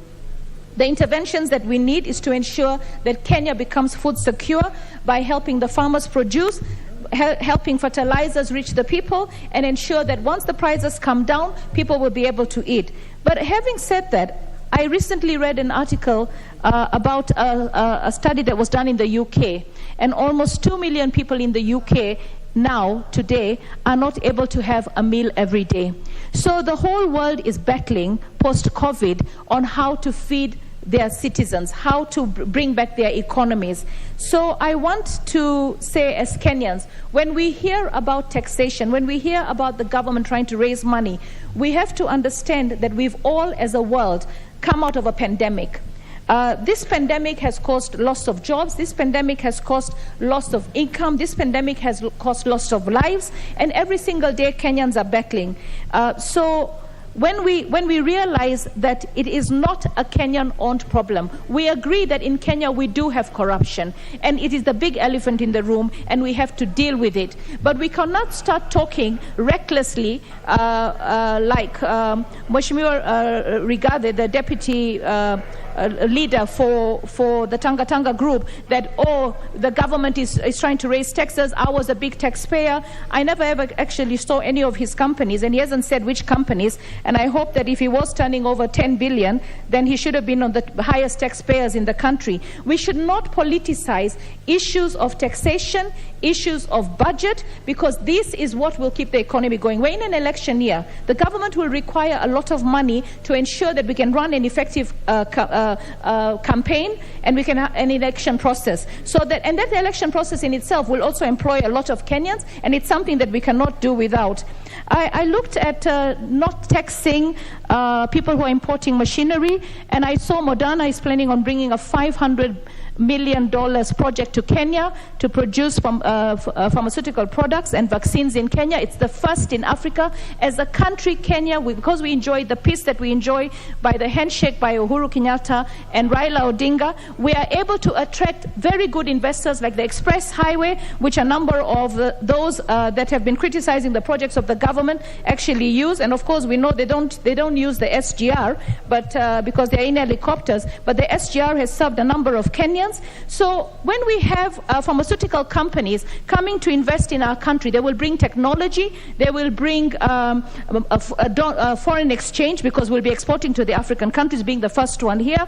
They will also create jobs. And it is our scientists, the Kenyan scientists are celebrated worldwide, that will have an opportunity to serve in these big projects. We also look at the other area that we need to look at is also how do we ensure that this country continues to trade and attract partners by also having concessions. We've been giving a lot of tax holidays to people who want to invest in Kenya. I believe that there will come a time that we have to look at our own Kenyans who are struggling right now and find opportunities for them to actually have tax holidays so that they can be able to create the necessary jobs. Recently, a group of manufacturers came to see me and they actually said, we cannot access dollars. We are scared that if we don't access dollars and get our raw materials, we will end up in a position where we will have to lay off a number of workers. And that was actually critical. The reason why we don't have excess dollars is because obviously our tourism industry has also gone down because of the pandemic. But I love the fact that our party leader Raila Odinga, who is the 5th president of the Republic of Kenya, God willing, has actually said that when he becomes president, he will ensure that we produce almost 90% of the raw materials that we want in this country locally, so that we can be able to then not spend our dollars to buy raw materials and spend them to probably pay our debt, reduce our debt, renegotiate our debt.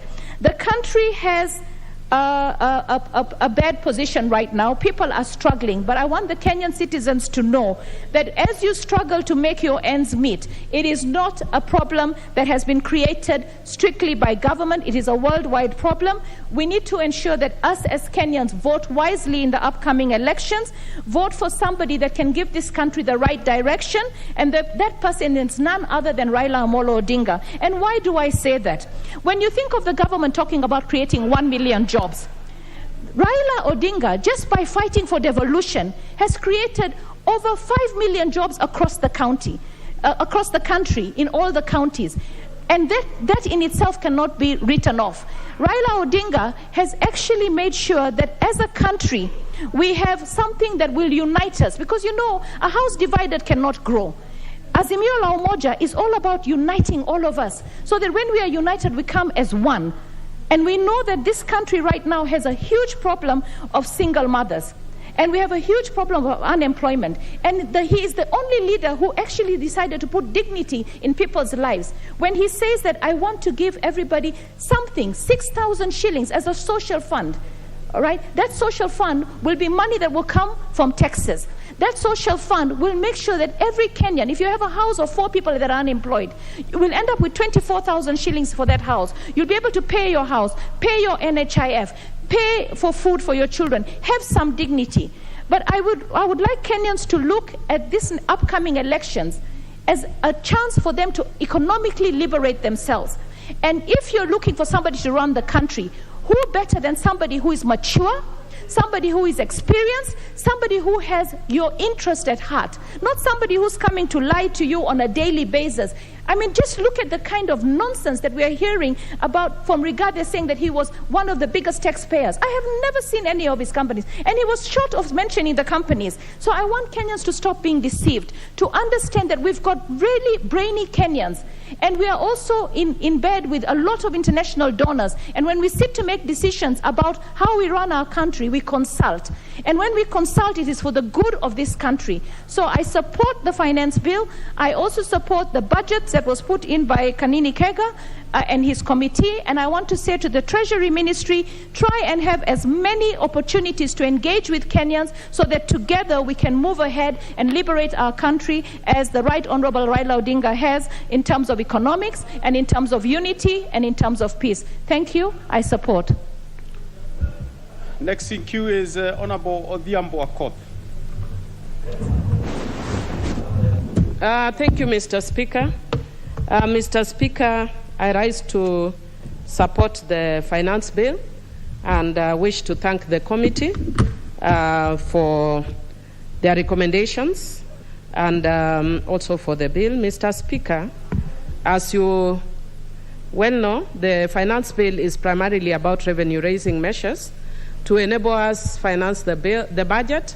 And Mr. Speaker, that is why you can actually see that we earlier just before this actually, we had a motion on budget, and the members have actually spoken at length about the need for roads, about the need for infrastructure, about the need for electricity, about the needs of several things in their own constituencies, Mr. Speaker.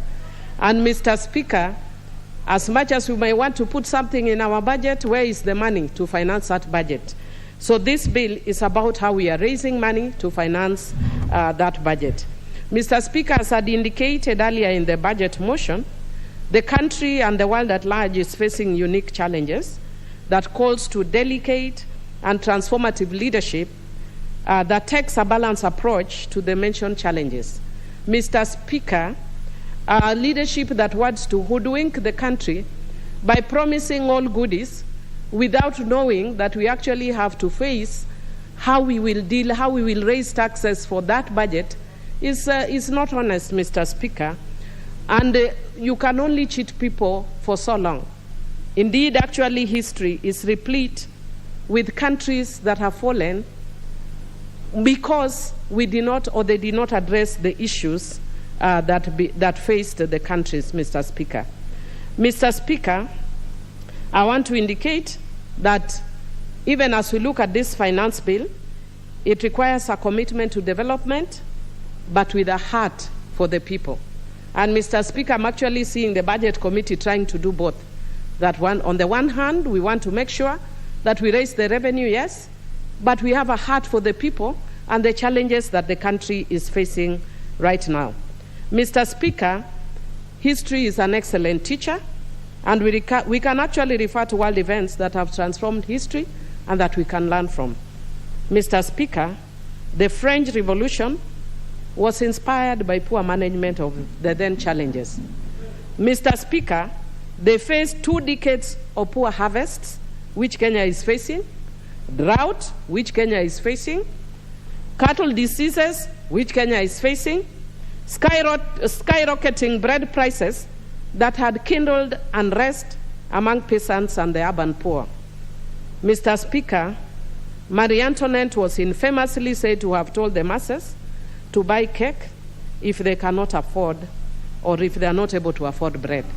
Mr. Speaker, if you are talking about transformative leadership, then Mr. Speaker, the finance bill that we need to ensure that we finance the budget must be alive to these issues, Mr. Speaker.